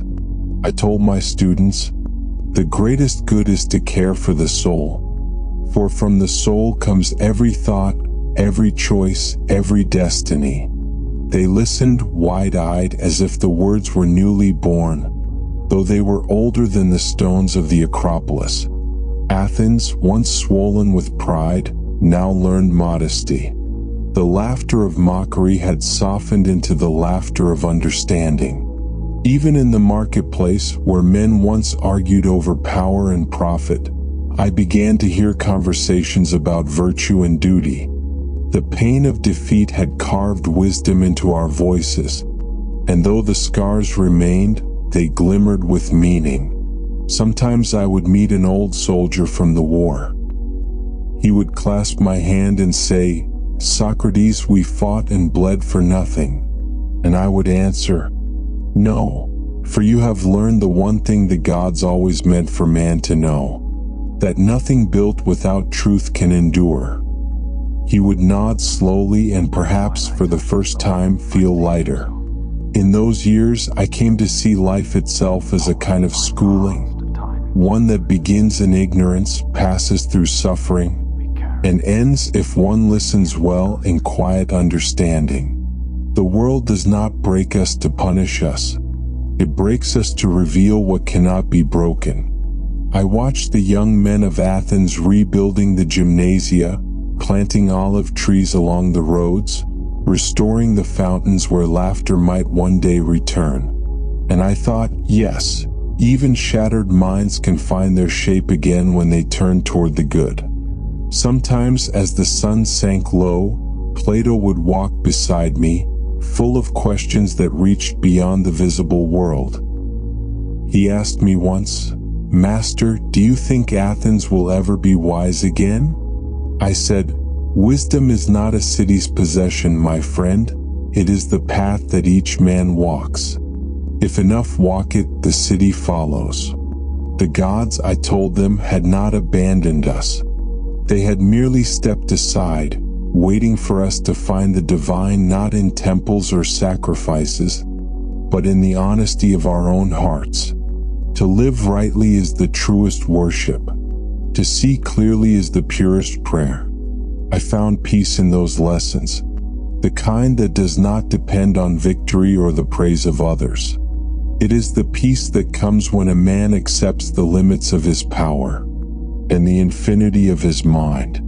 Evenings, I would return to my small home, the same one I had lived in before the war. Its walls were plain, its hearth small, but it was enough. Xantippe would sometimes scold me for forgetting supper while lost in thought, and I would smile, grateful for even the ordinary sounds of living. The world had become precious again, not for its splendor, but for its simplicity. And yet, in the quiet, I sometimes felt the shadow of what was to come. For I knew the city's wounds had not healed completely, and those who feared the freedom of thought still watched from the corners of power. But I did not dread it, for the war had taught me this: that truth is a thing that cannot die, even when spoken by mortal lips. One evening, as I sat with my students and the sun melted into gold across the Parthenon, I said to them, "Remember this: the world may change its rulers, its walls, its wealth, but the soul that seeks truth remains untouched. The man who knows himself cannot be conquered."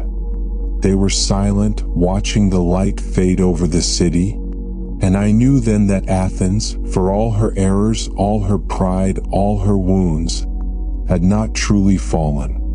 For as long as even one voice spoke gently of wisdom, Athens lived. Now the years have grown quiet around me, and the world has become soft again, as if the gods, having tested our pride long enough, have allowed peace to return in gentle steps. The cries of war are only echoes now, distant as the hum of waves upon forgotten shores. And I, Socrates, sit beneath the same sky that once watched our triumphs and our tears, feeling the breath of the sea drift through the streets of Athens like forgiveness itself. The city still bears its scars. The stones of the long walls lie scattered among the grass. The Parthenon, though proud, shows the touch of time. Yet when I walk its marble paths at dusk, I no longer see ruin, I see remembrance. Every broken column, every silent shrine, whispers of what we endured and what we learned. Sometimes I stop by the port where once I saw the fleet depart for Sicily. That same water now calm, the waves lapping softly against the worn steps. Children play there again, their laughter mingling with the gulls. And I think, perhaps this is how the world heals, not through glory, but through the quiet return of ordinary joy. In these final seasons, I have found a different kind of wisdom. It is not the wisdom of argument, nor the triumph of clever words, but the still knowing that all things, joy and sorrow, life and death, victory and loss, flow into one another like rivers meeting the sea. To resist is to suffer, to accept is to see. The war between Athens and Sparta taught me this: that no city, no man, no empire stands above the laws of balance. Excess brings its opposite, and pride calls forth its humbling. But within that rhythm, if one listens, there is mercy, for the gods are patient teachers, and time, though stern, is kind to those who learn. Each morning I still rise before dawn and walk through the agora. The air is cool, the stones damp with dew. The merchants arrange their goods, and the scent of bread drifts through the air. Sometimes a passerby greets me, sometimes none do. But I do not mind, for I am content simply to see Athens alive. The same city that condemned me now breathes again, and that, to me, is enough proof that life moves always toward renewal. There are moments when I sit by the sea and close my eyes. The wind brushes my face, and I remember the faces of those long gone. Pericles, whose mind dreamed too brightly for his time. Nicias, who carried virtue even into death. Alcibiades, brilliant and restless as fire. And the nameless soldiers who fell believing that they fought for something eternal. In truth, perhaps they did. For even the briefest courage, even a single act of mercy, ripples through time like a drop in still water.